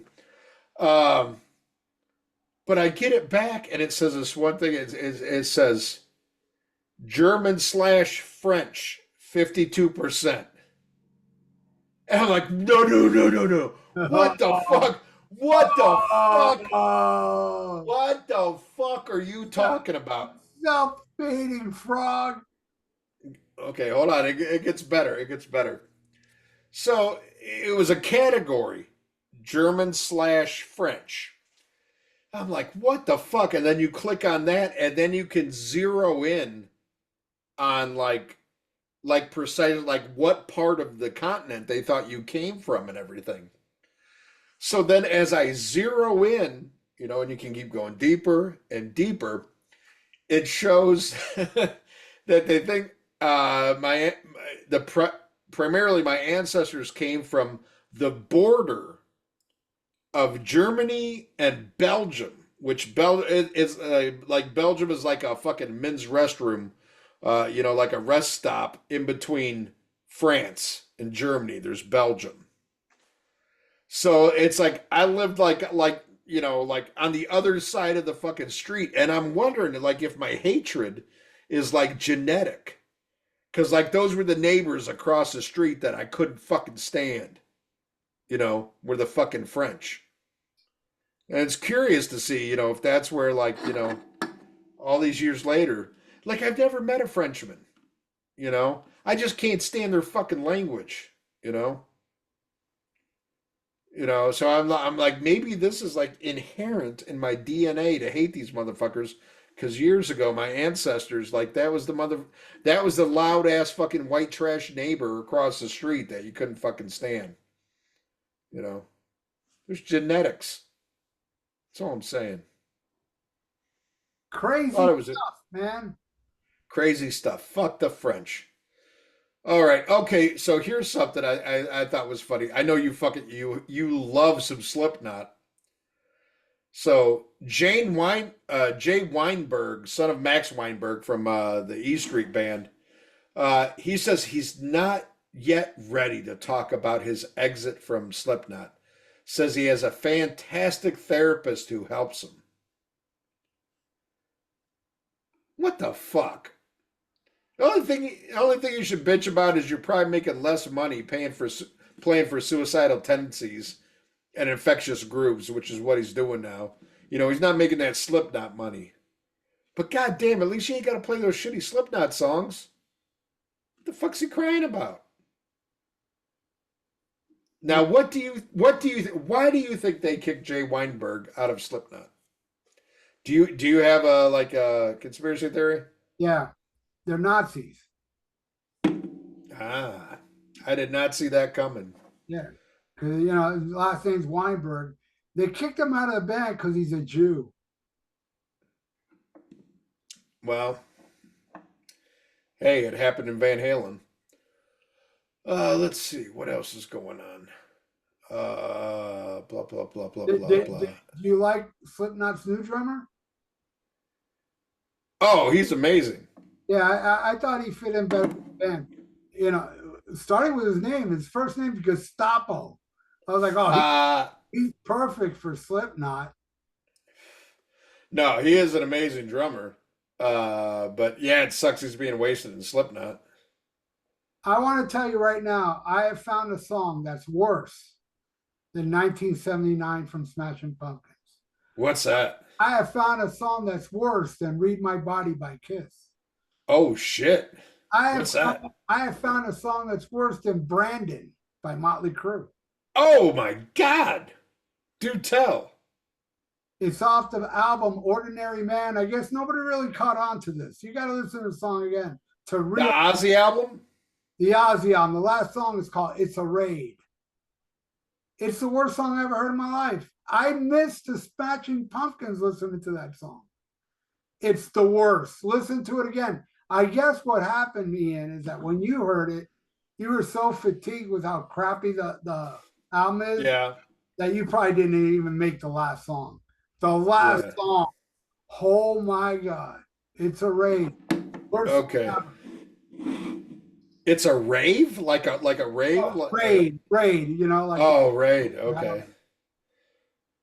Damn, thanks a lot. Now I gotta listen to the motherfucker. They made a video for it with their cartoons. Oh God. Oh God. Horrible. I believe it though, because that's a shitty fucking album. Speaking of Ozzy, did you see that Britney Spears told the Osbournes to kindly fuck off? Because they made fun of her dancing or something? Yeah. That is like a white trash Royal Rumble. I want to see that shit happen. Like two white trash enter, one white trash leave, and then you shoot that one in the fucking head. I have a hero I want to put up right up there with Ray Daniels, the guy responsible for breaking up Vangina. Oh, I love that guy. Hey, that guy's a national treasure. Yeah, he's a national treasure, but I want to put somebody sitting right next to him. The guy that was in charge of Sharon Osbourne's plastic surgery. Hero. That's like some anime shit. That's just terrible. She's bitching about it. They fucked up my face. She fucked up her face. Oh my God. Oh, here's some sad story, man. Sad story, I think.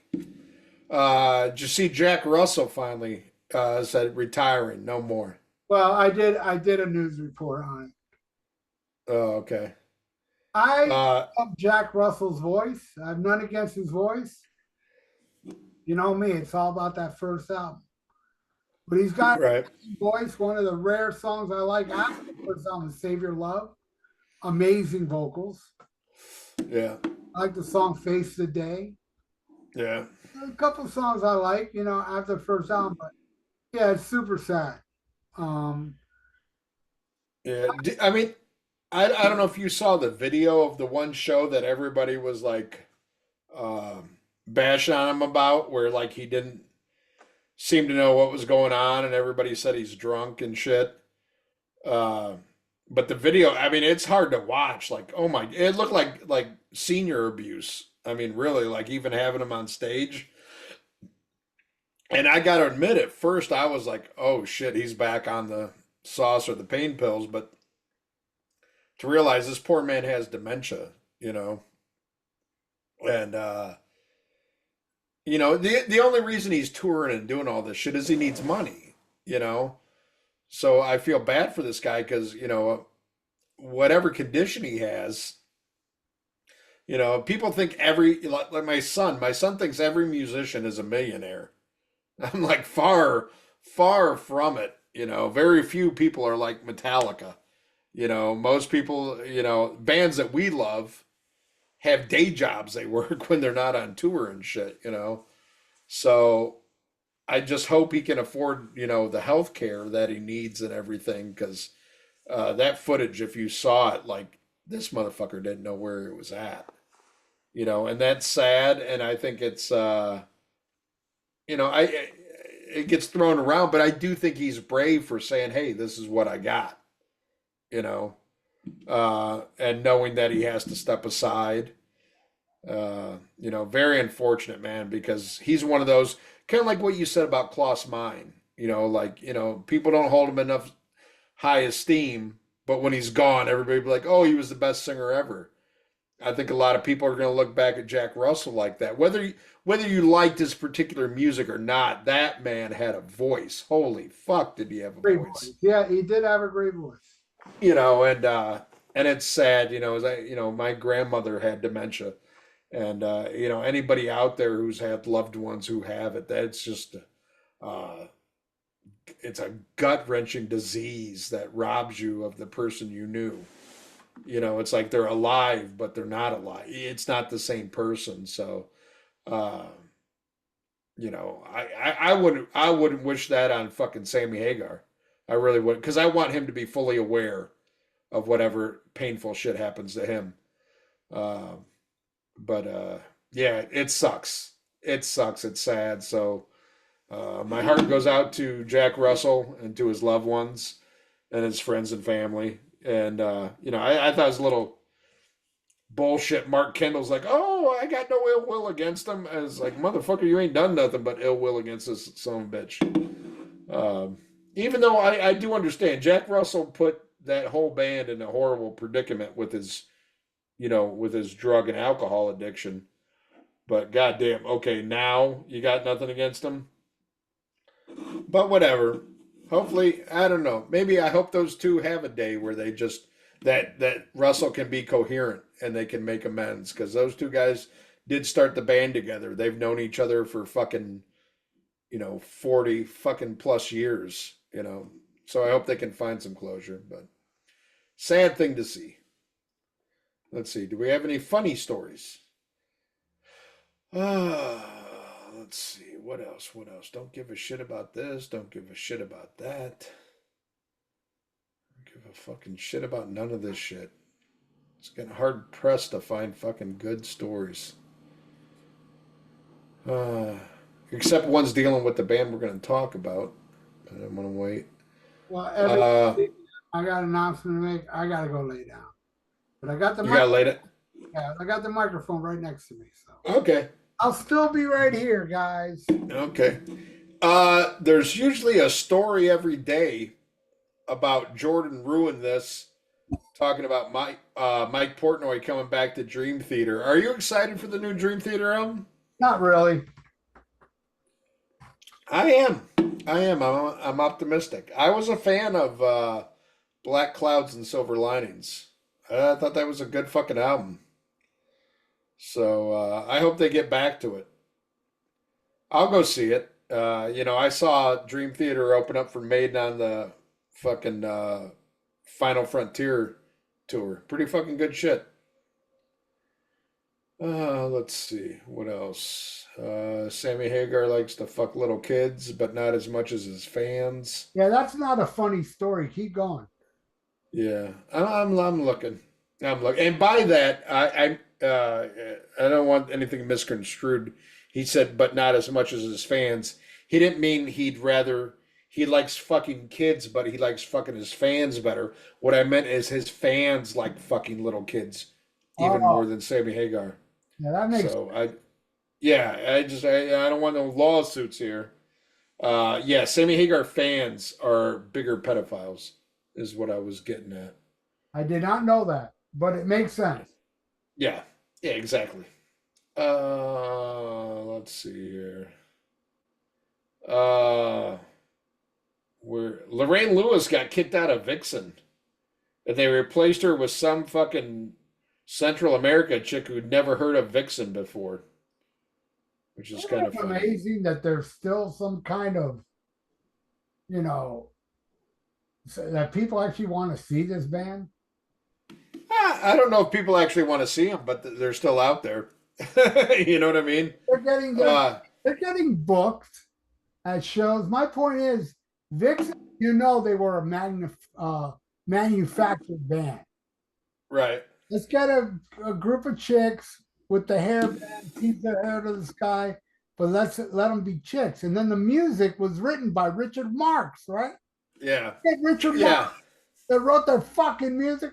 I mean, that's all record company manufactured bullshit that was of the time, but now it's like, I Right. was watching the other day one of those Heart videos from the 80s. Yeah. Oh man. You want to talk about fucking fall from grace stuff. Those hits they had, like These Dreams and shit like that. Yeah. Oh my god, that's not my heart, man. No, and I'll tell you what, full disclosure, I love that shit too, but I feel bad for because it's not. It doesn't hold a candle to Real Heart, and when they write their songs, I feel bad for them. But it's what they had to do as a chick band in the 80s, and I kind of feel bad, like, I mean, I'm not going to see this shit, but Vixen, okay. Lorraine Lewis, the lead singer, came from Femme Fatale, a much lesser known, female from the band from the 80s. Um, but she's 64. And I'm worried that that's why she was kicked out because she's 64 because, that's the thing. It's like their whole selling point was they were pretty girls, and their guitar player that they have now is an extremely beautiful chick who's in her 30s, and Roxy Petrucci, who's in her early 60s, she owns the name to everything, but like everybody's been replaced by younger girls, and that's what they went and got is like this younger chick from like Brazil or some shit, like somewhere in fucking Central America shithole. But she's never heard of the band. She didn't know anything about it. She was on like some Central America's Got Talent kind of shit. And I think that sucks because Lorraine Lewis, for better or for worse, she was like a Doro Pesh. I mean, she loves this music. I mean, it's not our kind of shit. It's a little light in the fucking loafers, but was she replaced because of her age? Because they want a prettier, younger face out there. I don't know. Who gives a shit? I wasn't going to see him anyway. What else? Oh, Stephen Piercy. Uh, he's going to do a tour next year for the 40th anniversary of Invasion of Your Privacy. And I think that's awesome. I saw the video from the Whiskey Show, man, where he did Out in the Cellar, and I think it's the best he sounded in a long time. It didn't appear to be like taped, and Stephen Piercy's definitely somebody, by all accounts, never sounds good live. I thought it was pretty decent. I mean, it wasn't like the record, Well, my but it friend, was pretty. it came down here, but I couldn't go. My friend went. Yeah, He told me that Stephen Piercy was great, but the band yeah, kind of sucked. yeah. Well, I can only go by the video that I watched. I thought the band sounded good. I mean, it's no, how do you replace Warren DeMartini? But you can replace Bobby Blotzer and Juan Croucier and all that shit. Well, that dude that was in that band with Ron Couchier and Stephen Piercy, dude, that guy nailed DeMartini. Oh Nailed. yeah, yeah, yeah, yeah, yeah. That guy. He Uh, nailed. I don't think that's the same guy that's with him on this though. I'm not sure. I don't know. Could be. Maybe it was an off night. But anyway, the video I saw, I got to admit, I was impressed with, and I've seen Rad a couple times. Sometimes great, sometimes not so great. Uh, I would love to hear Invasion of Your Privacy in its entirety. I know you don't like it as much as me, but fuck, I'd check it out. I'd go. Uh, Striper's got a new album called When We Were Kings. I don't know. You always been a bunch of queens to me, but who knows? Ralph will probably like it. Well, Uh, I'm not blown away with what I've heard so far, and I don't like their last album. I, oh, another one. I don't know if you want it. Uh, I got the new album that's Michael Sweet and Tracy Guns. hey, I got it actually. Sunbomb. Yeah. Any good? I haven't heard it yet, but I do have it. I have it in my computer. Okay. All right. Wolfgang's working on a third album that I won't care about, but I don't wish anything better on Wolfgang. He comes down Uh, here, I'm going again because he was awesome live. yeah. Yeah, just not my bag. What I heard, it wasn't horrible. It's just not I'm an old fuck. It's just Like like it was too modern for me. Maybe it translates better live. I Dick don't know, but Lee. okay, well good. Okay, here we go. This is your fucking homework. So when you're editing this and you hear it again, this is your homework. Get back to me on this shit. Uh oh, this is another shitty Italian power metal band. This is the one I was talking about. The other one, I don't know. They look exactly the same because they both do cosplay. Um Italian power metal band Wind Rose. They got a song called Troll Slayer. Oh man, I the title of the band's hilarious. Yeah. Wind Rose, the song is Troll Slayer. You need to check that shit out and get back to me. Cause that shit, I mean, seriously, I listened to like half the song and my hymen grew back. It was pretty fucking bad. Sounds All good. right. Well, we're getting into shit that I do remember. As drunk as I am, I remember from the last episode. So now it is time to get into the album I am so fucking excited to talk about. And that is the brand new album released July 19th, 2024. We are talking about a new Deep fucking Purple album. This is like Mach 7, I believe. The Mach 7 lineup of Deep Purple. It's called Equal One. Um, Holy Mastacholi. I sent a couple ideas to Ralph. I said, hey, what do you think about doing the new Deep Purple or we do Testament Low? And he says, new Deep Purple, get the fuck out of here. I was like, all right, I'm ready for it. I'll go first talking about this. This is an album I was kind of on the fence about. Like, is it necessary? Do we need a new Deep Purple album? They've been pretty prolific, since Richie Blackmore left. They do put out a lot of albums, and I give them respect for that. They could very easily just tour and that's it, but they keep, putting out new albums. The Steve Morris era, a lot of them, I like some songs, but as an album, like, okay. If I want to hear a full Deep Purple album, I'm going to go back and listen to the old shit. Um, but there'd be a song here or there I like. But then I saw some live video with new guitar player Simon McBride, and he is the baby in the band at 45 years old. you know, uh, I believe Ian Gillan and Roger Glover are 70 fucking 8 years old. Ian Pace is, I think, like 75. And Don Airy is like 75 or 76. So it's like, what can these guys put out? Will I give a shit about it? Should I check it out?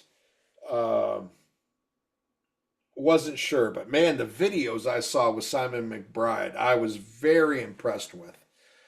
Steve Morris is an incredible guitar player. Um, and when he came to the band in the mid 90s, he was already known in musician circles. I mean, Dixie Dregs was never like, on, MTV Top 20 Countdown or anything like that, but musicians respected the band. Rob Morgenstein from Winger was their drummer, and they were a musicians band, like a Dream Theater type thing, you know, where they don't sound like Dream Theater, but musicians respected them like, oh, they're incredible. Um, but he always kind of did things his own way, and I love this quote that he had uh, when they asked him, "What's it like filling in for stepping into Richie Blackmore's shoes?" And Steve Morris's comment was, "I think Richie took his shoes with him." Great fucking comeback. Great comment. Like, hey, I'm gonna do me, but this is my new job. And so I think that was the issue. You would hear it. It's like everybody else sounds like Deep Purple, and then you got Steve Morris, who sounds amazing, but nothing like Richie Blackmore. And then when I started seeing these video clips with Steve McBride, who he was in Sweet Savage when they got back together, he took Vivian Campbell's spot. And he played with some other bands in the 90s and stuff, but he was raised on this shit. When I saw what he did live, he did Richie Blackmore like Richie Blackmore. When you saw him live, when this guy plays, it was note for note, damn, to my ears. I was like, God damn, because there's no ego. He doesn't have the name that Steve Morris has. He's like, I'm gonna do, faithful to the fucking song, and he did great. And I was like, not bad. But what would it be like in the studio? And would anybody give a shit? And would they be tired? Because a lot of these, I think the last Deep Purple song that I heard that I really loved was Vincent Price from what was it, the Now What album? Yeah. And that, I'm like, okay, this sounds really good. But most of the time when a new Deep Purple album comes out, I check it out, I put it on in the background, and I hear a song or two. I'm like, yeah, that's not bad, but, is it necessary?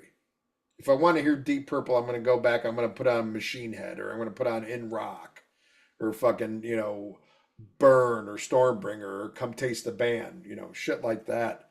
I mean, I think you like a lot more than even I do, because I'm not a big fan of Perfect Strangers. There's a couple songs I love on House of Blue Light, but that's it. There's like one or two songs I like on that horrible Joe Lynn Turner album. Was not a fan of The Battle Rages On, but I know you like it. And the Steve Morris era, again, like I said, there's songs that I would hear that I like, but not an album that I'm going to put on and listen to start to finish. So I was apprehensive going into this, and I heard the first track, the first single I released, Portable Door, and I was like, damn, this is pretty fucking good. I like this. Then I heard the next single.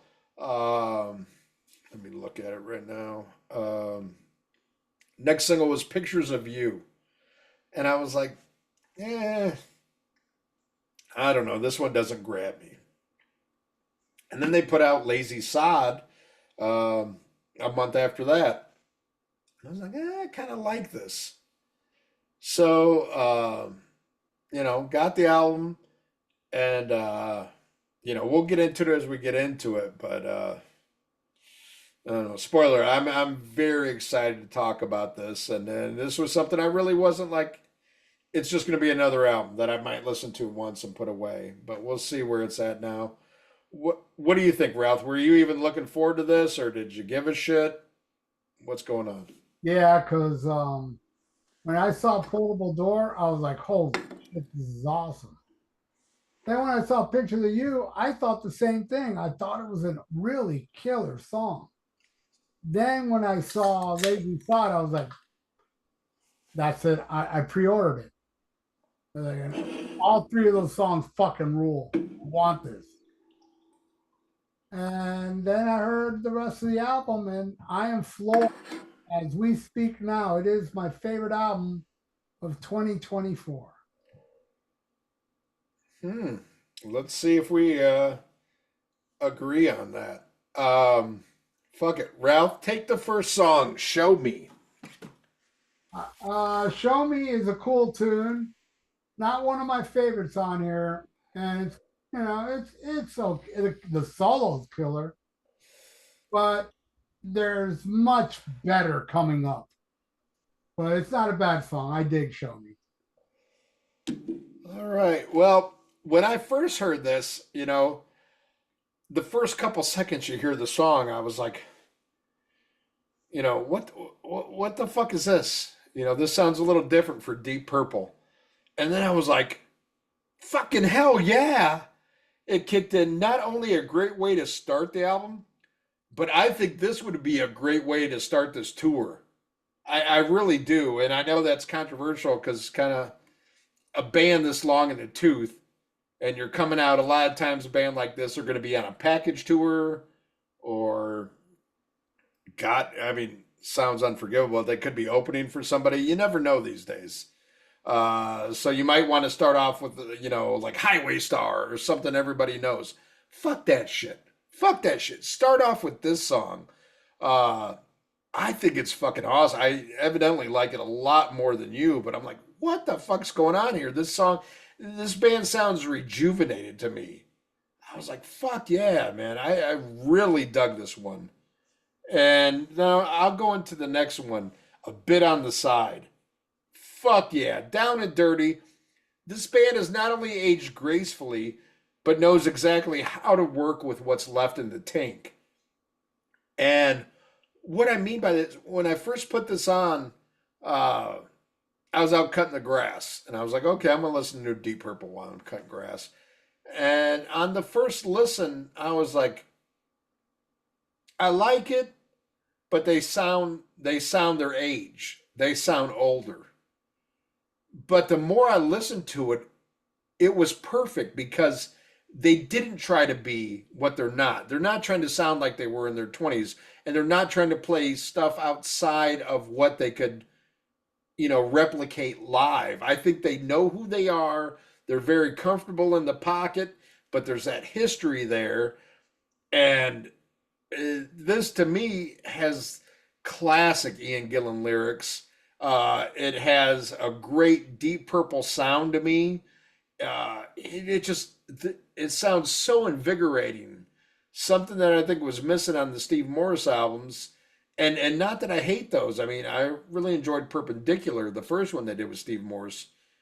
But this to me even more sounds like this is just a band that's happy where they're at. They get along. Everybody knows their place and what they bring to the band. And I think A Bit on the Side is a kick-ass track. What do you think? Yeah, this song kicks ass. Killer groove. It reminds me kind of like Ted the Mechanic meets Zero the Hero. And the riffage and shit. Oh, it's a fucking kick-ass song. As the kids say today, Ian, it's a banger. All right. Well, what do you think of the next song, Sharpshooter? This is an awesome song. It's catchy. I love the Don Airy keyboard chord solo, and holy shit, Simon McBride's guitar solo. Ripping tune, fun song. Love it. Love Sharpshooter. All right. Well, I think this one is classic Purple. It's got that stomp and swagger that you know and love from this band. And Simon McBride is a Dave son to this band, not a God son, a Dave son, because Dave is better than God. Holy shit, this is great. And right now, you see in a lot of interviews, it's always like, well, what about Richie Blackmore? And they're like, no, we're happy where we're at. Richie Blackmore would kill this fucking album. Simon McBride is what they need right now. And, all due respect to what Richie Blackmore did in the past, but right now, he would kill this fucking band with his fucking court jester, Renaissance fair, cosplay, Hobbit rock, whatever the fuck he's doing. This is now. This band is rejuvenated with somebody that not only respects the past, but wants to take them into the future. And you can hear it in this song. And the fucking chorus on this song is amazing. I love Sharpshooter. I'll take the next one, Portable Door. This was the first single off the album, first one I heard, and immediately I was like, okay, you got my interest, man. This is really fucking good. I love it. It's a great lead single. I love the play between Don Airey and Simon McBride on this. And I think Don Airey has really found his feet in this band where he does justice to John Lord, but he's still Don Airey. And, Don Airey has been on so many classic fucking albums. Um, and some I love and some I don't love. But he was, to me in the past, he was always kind of like there, but didn't stand out. But I think on this album, Don really fucking stands out and contributes. And again, not only pays respect to what John Lord did before, but does his own thing. Everything works perfect on this. Uh, and Gillan is just fucking God on this. What I love about Gillan is, he says, like they no longer do Child in Time. He's like, I can't fucking do it. I can't fucking do it. But he can still sing really fucking good. I mean, he can sing better than most people half his age. But he knows he can't do like Jesus Christ Superstar kind of shit, fucking Child in Time. But he's found that perfect era. It's like modern Dave. Like even from like DLR Band on through A Different Kind of Truth. Dave still sounds good, but there'll be moments where he tries to overdo what he can do, and that's like the, kind of cringe moments. Like, you can't do that. Don't try to do that. Stick into what you can do now and do it well, because you still sound good, but there's limitations. I think Gibbons perfectly knows what he can and can't do, and works within that and uses it to his advantage, and it still sounds good, still sounds fresh. I fucking love it. What do you think of Portable Door? Everything awesome about Deep Purple is in this song. It's perfect, man. It's got the 70s vibe, kind of like Pictures of Home type of vibe to it. I just love the flow, the musicianship, how they're so much in target on this song. Flows so good, man. Well, one of my favorites on here. Next song is called Old Fangle Thing. Faster pace, faces off the hook on this track. And Ian's voice sounds fine. I have no problem with Ian's voice on here. Of course, it's not classic Ian Gillan, but I saw Deep Purple with Judas Priest like, I don't know, 6-7 years ago. And he was a little rough. I saw Deep Purple Blizzard Cult a year or two ago. He was amazing. So, I mean, with what he could do with his voice. Right. Wasn't straining. He was fine. And just like on this song, man, I think he sounds really good on Old Fangled Thing. What do you think? Oh my God. God damn, they are on fire. Can't remember the last time this band sounded so fresh. So far, I want to hear all these songs live. And that's, a true testament to this. You hear all these fucking classic acts like, oh, people don't want to hear new songs and stuff. It's like, and I've said this a million times, but it's true. We want to hear them when they're good, like even, metal bands, when we saw them in the 80s and 90s, when it was a new song we liked, we wanted to hear it live. It's only when you come out with like, oh, this is our excuse to go on tour, that we don't give a shit. Like fucking Maiden, like modern Maiden. Nobody wants to hear that shit live. Nobody worth a shit wants to hear that shit live. You want to hear the classics, because the new ones aren't new classics. To me, these are new classics. Every one of these I would want to hear live. I'm very curious. I need to go on Setlist FM. You said they're coming to you like very soon. I need to check and see what they've been playing off this album. Because so far, every one of these songs, I'm like, fuck yeah, play that live. I would be happy. I'd rather hear this shit than Smoke on the Water. Love Smoke on the Water. I would rather hear these new songs are all more exciting to me. And I would love to see how they translate live.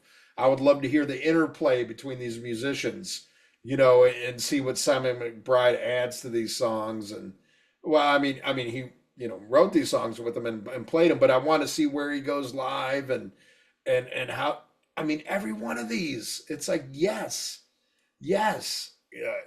Play this fucking song. Uh, I'll take the next one. What do we got here? Number 6. If I Were You. Oh, fuck. A ballad.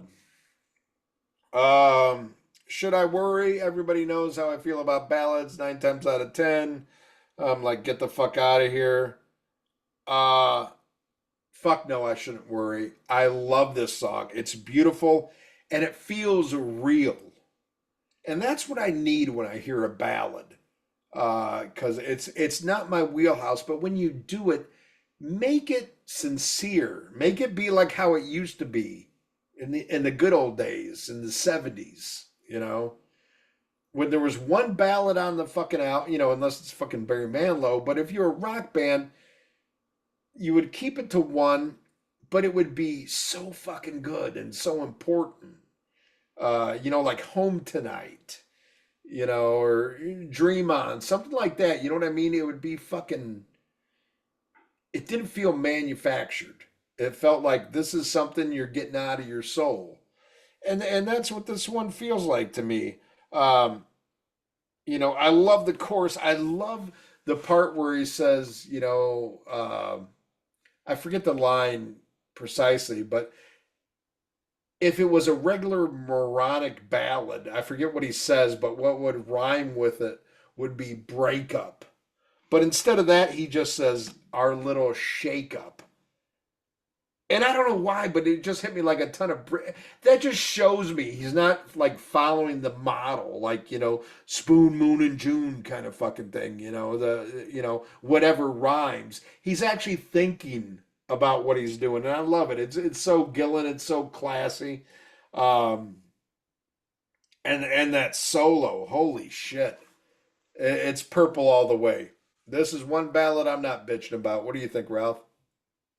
Well, this song, it's yeah, it is slowing it down. I love the opening solo this guy does, and Yeah. as bluesy as the song is, I can handle it. There's some blues I can tolerate, and this is one of them. Great tune, love it.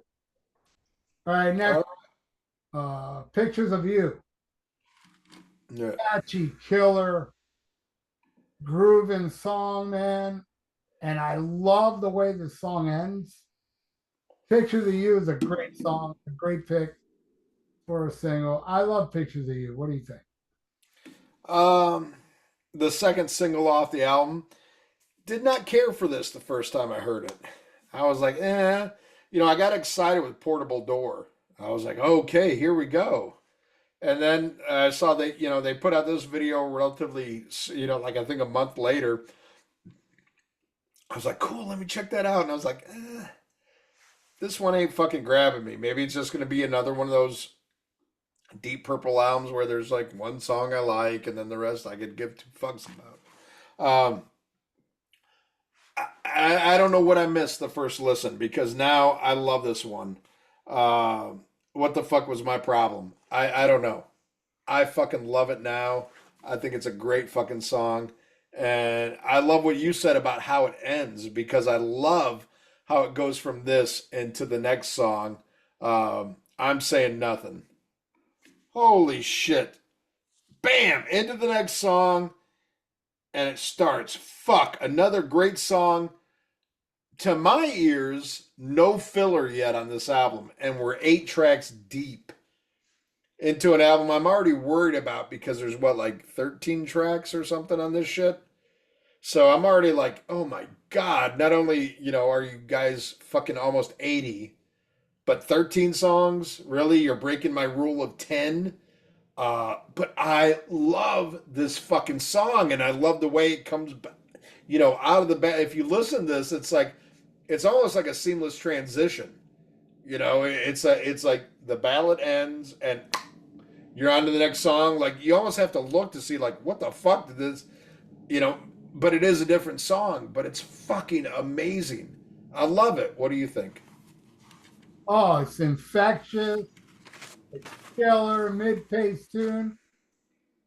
Fucking great. It's a fucking great song, man. Hard to believe I haven't seen anything shitty yet, huh? Yeah. All right, All right. yeah, the next song, Lazy Side. By the way, just to touch upon, notice there's a lot of connections to old Deep Purple on these song titles. Yeah. You have an old song called Lazy. You got that Money to Burn, Burn, Yeah. Pictures of You, you know, Pictures from home. Yeah. Pictures from Home.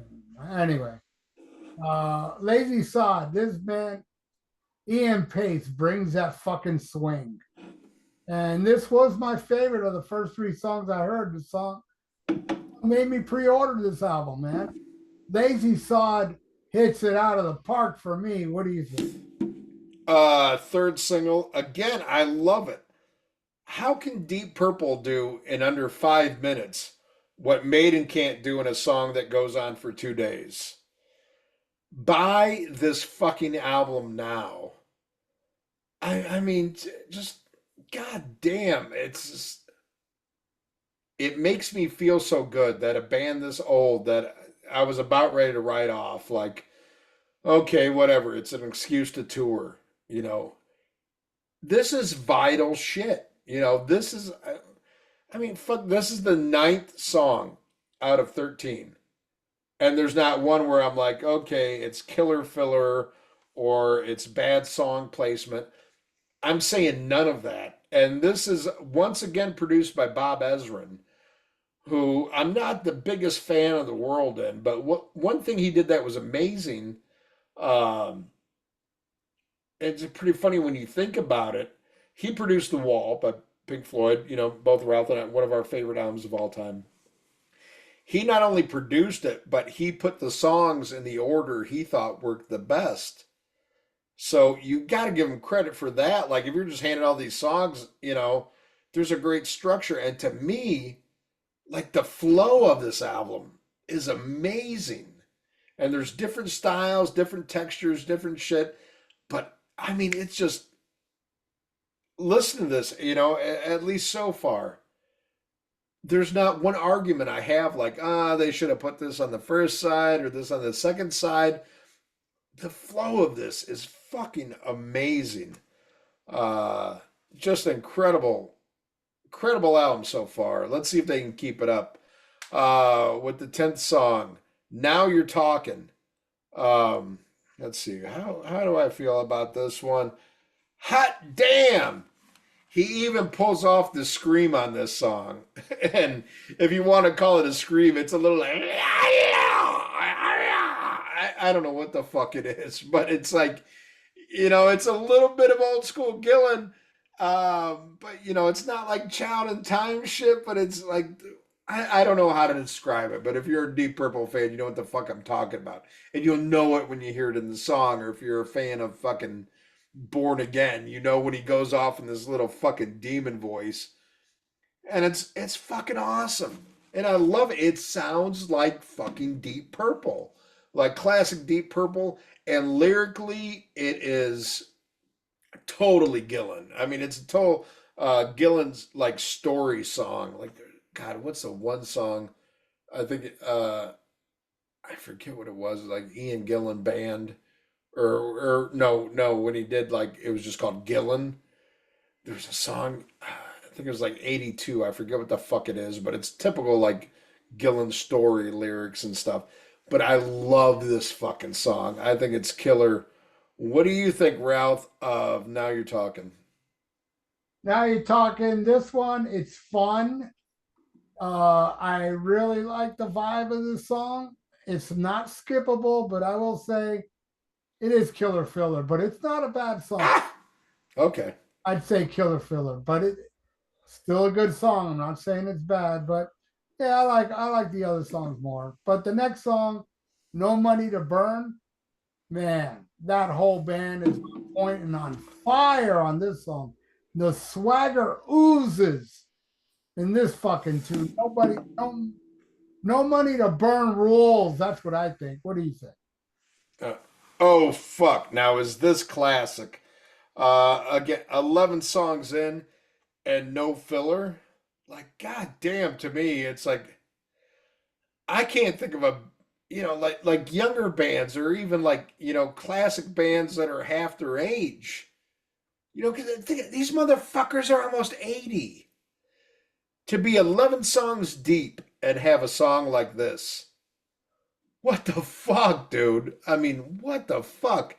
This shit is amazing. And I mean, probably no spoiler alert here. I love this fucking album. When I listened to it, you know, I told you guys about I'm cutting the grass, got the headphones on, listened to it the first time. I was like, it's pretty fucking good. Let me listen to it again. I listened to this album 3.5 times in a row while I was doing yard work. I mean, that's how good this was. And the more I listened to it, the more and more I loved it. And we're recording this on Sunday. The first time I listened to it was the previous Saturday. I've now heard this album like 11 fucking times. I cannot stop listening to this fucking album. And No Money to Burn is one of the main reasons. I love this shit. Um, I'll take the next song. I'll Catch You. Damn, another fucking ballad. And I'll tell you what, these motherfuckers about ready to make a ninja cry because this shit is fucking gorgeous. Gorgeous. And I was worried about this because before this album came out, Ian Gillan's wife passed away. He had been with her. He used to date her a long time ago, and I believe they got married and like right before he joined Sabbath, and they were together until her death. And this is the one song I really feel where he's talking about her. And this shit, seriously, I listened to this song even when I was listening to this doing my notes today. I played this song probably about 3 times. And I ain't gonna lie, this shit made me like well up a little bit. It is so fucking beautiful. Not only lyrically, I think it's great, very poetic, not like wham wham, but just poetic about a woman he loves. But what gets me on this one is the guitar and the melody of the song is just so like holy fucking shit. And it's only 3 minutes and 20 seconds. Doesn't overstay its welcome, but easily could have gone on for twice the amount of time it is. But it doesn't do that. It just kind of hits you and then it's gone. But holy fuck, is this beautiful. Like the minute we're done recording this episode, before I go back in the house, yeah, I record in my garage. That's where my masturbation station is set up. But before I go back in the house, I'm going to listen to this again. And I'm probably going to well up again. Because this song is fucking gorgeous. And again, you know, you're going to do a fucking ballad. Do something from the heart. Do something that means something. That's the beauty of bands that don't have to worry about getting on MTV or getting on the radio. These guys are just doing what's in their heart. You know, I watched an amazing documentary the other day about MTV, and it made me so nostalgic for like the early days of MTV and how amazing it was. But then there was also like the shitty aspects of MTV where there was the mass produced kind of shit. And you lost shit like this that was from the heart because it became the mandatory first single rock song, second song ballad, get the girls, get the guys with the first one, get the girls with the second one, blah blah blah. This is a band just writing a great song and oh, gorgeous. What do you think? I'll Catch You, Ralph? Oh, I'll catch you. Slow down. I like the other ballad a little more, but I love the guitar solo on this song. Yeah. It's fucking gorgeous, man. It is a gorgeous song. I still think it's great. I mean, two ballads. I prefer the other one. All right. Then we end the album with what I think is the best song on the album. Bleeding Obvious. Holy shit. Save the best for last. Killer solo section in the song. This song is fucking insane, and I was so happy when I was on YouTube the other day and I saw them playing the song live. Oh wow. I'm like, oh God, they're playing my favorite song off the album live because it is the last song on the album. Probably wouldn't have thought they'd play it, but yeah, I guess the song means something to them. It means a whole lot to me. It's my favorite song off the album. What do you think? Uh, wow. What a way to end the album. I put might be the best on the album, but it's hard to tell when you love them all. Um, this album is a 10 out of fucking 10 for me. The Beatles got songs that aren't as good as this one. I really, really love this song. And I think it encompasses everything that is Deep Purple in one song and different eras. Uh, it's amazing. And again, I've said this a gazillion times. The best ending song is the one that leaves you wanting more. And I get every time this song ends and another song doesn't start, and I got to go back into my phone and do this, I'm like, fuck. It's perfect. It's a perfect fucking song. And to know that they're playing this live just fills me with joy. And I hope that people take this in when they see it and they're not like, he doesn't come out, okay, we're going to play one off the new album and everybody goes for a beer. Because I would much rather hear this than Smoke on the Water. I'll fucking tell you that. And I love Smoke on the Water. But you know what I mean? Holy fucking shit. I mean, I'm thinking of albums of 2024. Top three are this, the Judas Priest album, Invincible Shield, the Uncle Acid and the Deadbeats album, Nora Blue. And then I'm sitting there, I'm thinking it's like, okay, neck and neck, this and Nora Blue for best album of the year. But if I'm 100% honest, it's this. This is the best, not only the best fucking album of 2024. This could be the best album in the last 30 fucking years for me. I mean, seriously, I really think this album is that fucking good. I think it's the best fucking Deep Purple album that I've enjoyed since Come Taste the Band. Uh, yeah, this album to me crawls up on top of your all's beloved Perfect Strangers, squats down, shits right on its fucking chest. This album is a gazillion times better. And I love the title track. I love Who's Knocking at Your Back Door. The rest of that album, I could take or fucking leave. This album, I could not take off one fucking song, and it's 13 tracks. I say it's their best album since Come Taste the Band, but if I'm like 100% honest, that's a personal opinion because I love that fucking album. Technically, I think it's their best fucking album since Machine Head. That's how much I believe in this album. Listen to it like fucking 11 times now. I guarantee you this album will never leave whatever playlist, phone, or whatever the fuck I'm listening to music on in my old age or how I'm getting it. This is a fucking game changer. Released by a bunch of goddamn senior citizens and a guitar player that's only a few years younger than me. I am fucking blown away. Blown away by how good this shit is. Was not expecting this shit.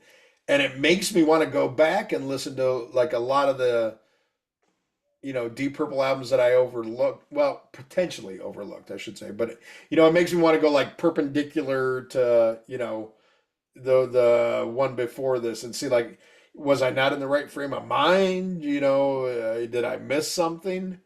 But I can pretty much goddamn guarantee you that none of them are gonna hit like this one. As you kids say, this shit hits different.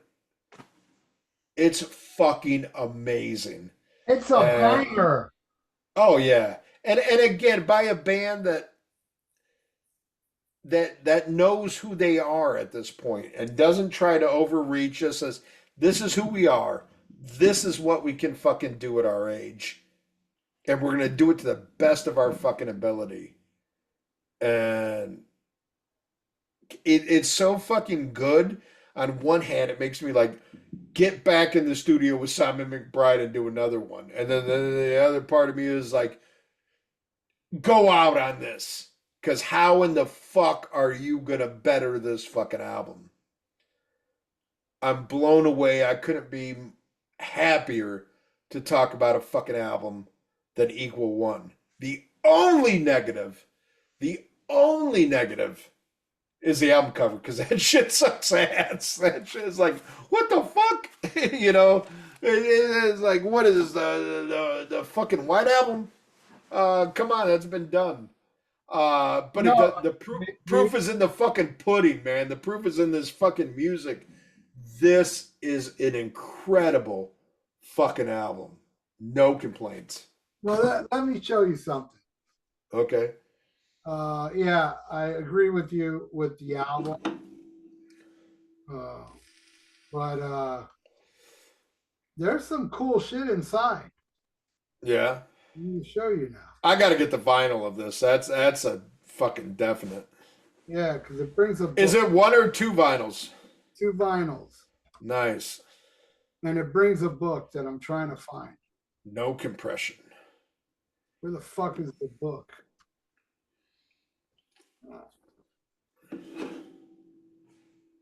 Well, it ain't the book, but you know, there's some designy things there, Yeah. and the other one's got it too. Both those would have been better album covers. Yeah, exactly. And then the book, where the fuck? Here's the book. All right. Big book. You know, it brings the lyrics and stuff, and there's a lot of cool things inside that could have been better for the album cover. Yeah. You know, some spacey shit. And there's lyrics in here. You know, Yeah. some trippy stuff instead of just that scribble. So, And you know what's crazy? That, you know, again, I almost, you know, I hope Trump gets elected so it brings on the apocalypse because this is the only country where this album didn't chart. Every other country this shit charted. Here it didn't make a fucking dent, nowhere near the top 200. You know, but like Germany and Uzbekistan, it came in at number 1. really? And that's awesome. Yeah. Yeah, if I look right here, let's see. Belgium, which is borderline French fucks, on 2 different charts, it came in at number 8, number 6 in Dutch. It was number 8 in Finland. It was number 3 in Germany. It was number 1. Italian, number 16. Scottish, number 3. Sweden, it was number 1. The UK, they got 3 different charts. It came in at number 12 and number 2 on 2 others, but nowhere in the US. But I mean, I get like people in the US, you know, how are they getting exposed to a new Deep Purple? This shit ain't getting played on the fucking radio. There's no MTV. I mean, you got to go out and look for this shit, you know. But I'm so glad I did. Fucking amazing. And I've never been so proud that 2 of the 5 Ians that I'm named after are in this fucking band. You know, fucking incredible.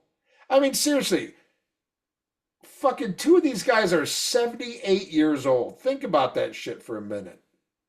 78 years old and putting out music at this caliber. Mind-boggling. When most bands can never come close to what they did in their 20s, these guys are fucking surpassing at almost 80. Look at Def Leppard. Hasn't done a good album since fucking 1983. And these motherfuckers put this shit out at 80 fucking years old. Yeah. The fuck. All right. Well, now it's time to go into pick of the week. Ralph, you got a pick of the week? Yeah, Go ahead. what I'm wearing right here. See this? Zeke. Band called Zeke. I saw this band back in the early 2000s, and they fucking kicked my ass. It's hardcore. That hardcore punk thing. Yeah. There's something so powerful. They sound like a revved up Motorhead is the best way I can describe them. Oh yeah. And yeah, I bought this shirt. This shirt I've had since the early 2000s. I couldn't. So a couple weeks ago, somebody donated for me to do track by track, and they added Zeke, and I was like, "Oh my God, Zeke! I remember them. They're awesome." Yeah. And the album he asked for is an album called "Kicked in the Teeth." Cowpath Boy, that song rips.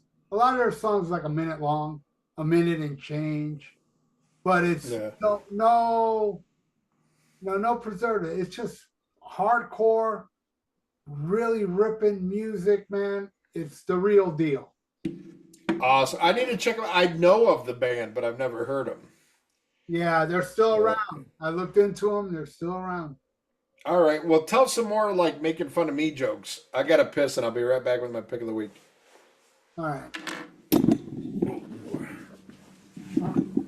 Why does Ian got to go piss now?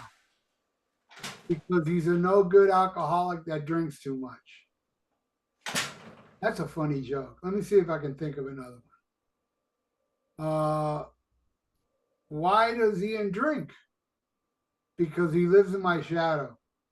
And you gotta have a drinking problem if you're gonna latch on to my coattails.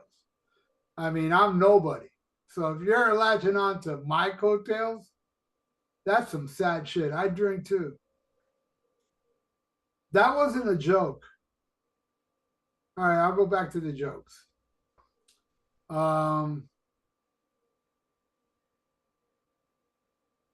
Ian and a legless man have a race. Who would win? Ian would win because he would run knowing that the guy has no legs and really like make him look bad because Ian has no heart. He makes fun of people with no legs. So he'd run really fast. He'd run extra fast because they have no legs.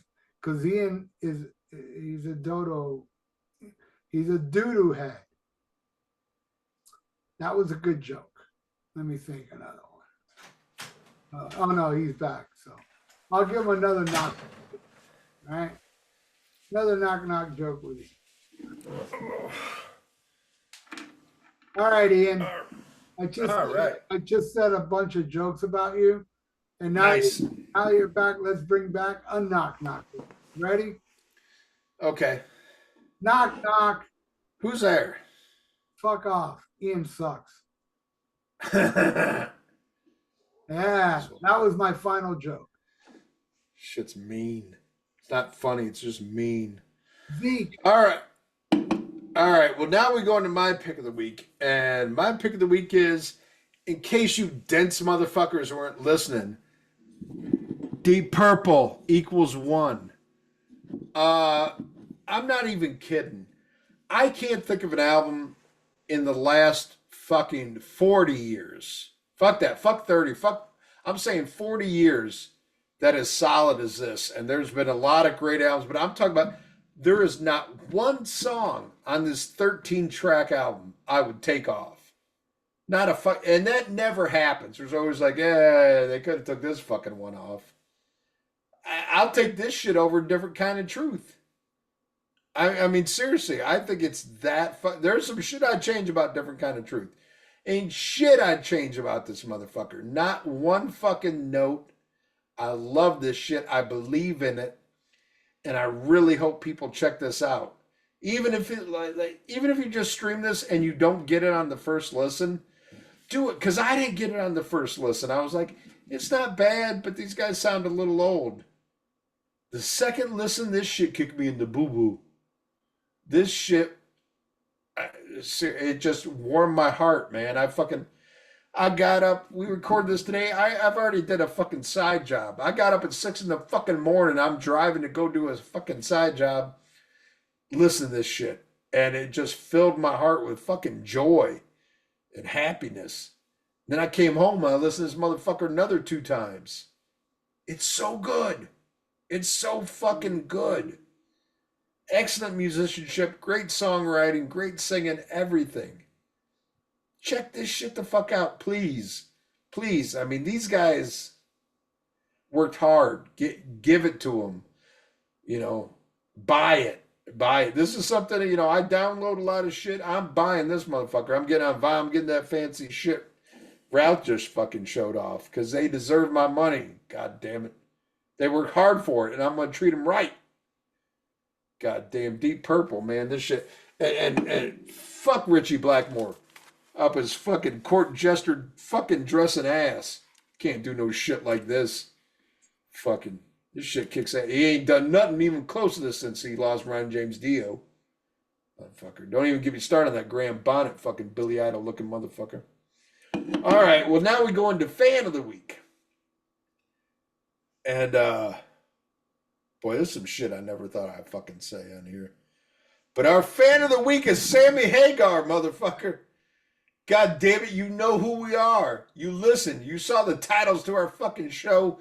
You know you suck and you just had to come check it out. You had to see how the other side lives, motherfucker. Sammy Hagar, you are our fan of the week. Now fucking die. And fucking die a horrible death slowly. But not as horrible and slowly as your fans. They deserve it worse. They deserve it worse. Sammy, you've done what you can do with the limited talent that Dave gave you. I can only hate you so much. It's your fucking fans that deserve to be raped in the ass with a broken beer bottle. Wow. I think that's what it says in the Bible. Yeah. That's what it said. That would hurt. Yeah. Fuck you. Not you, but Sammy Hagar fans. Yeah, because there's 2 that listen to us. Yeah. No, there's more than that. It's like the fucking Kiss fans who hate us but still listen anytime we talk about fucking Kiss. Oh my God. I forgot to tell you. Oh my God, Kiss.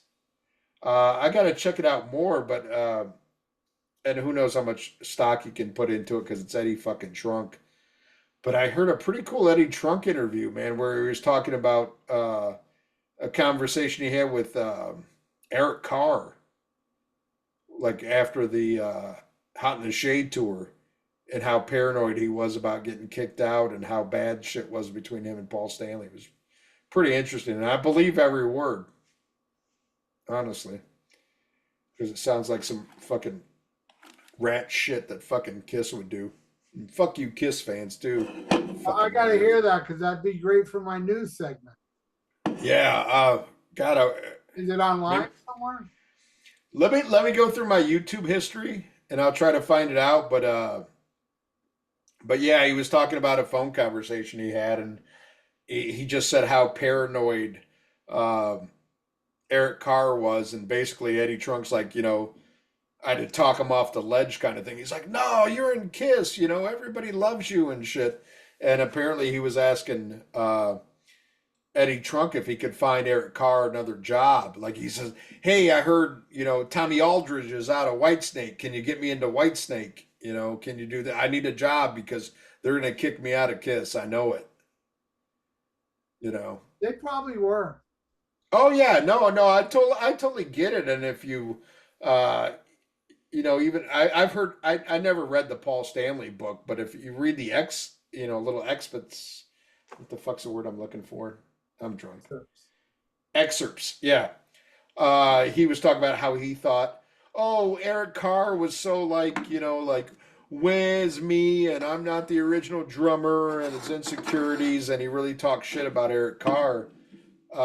It makes perfect sense how living in that environment would make you feel like that, even if you be it justified or not.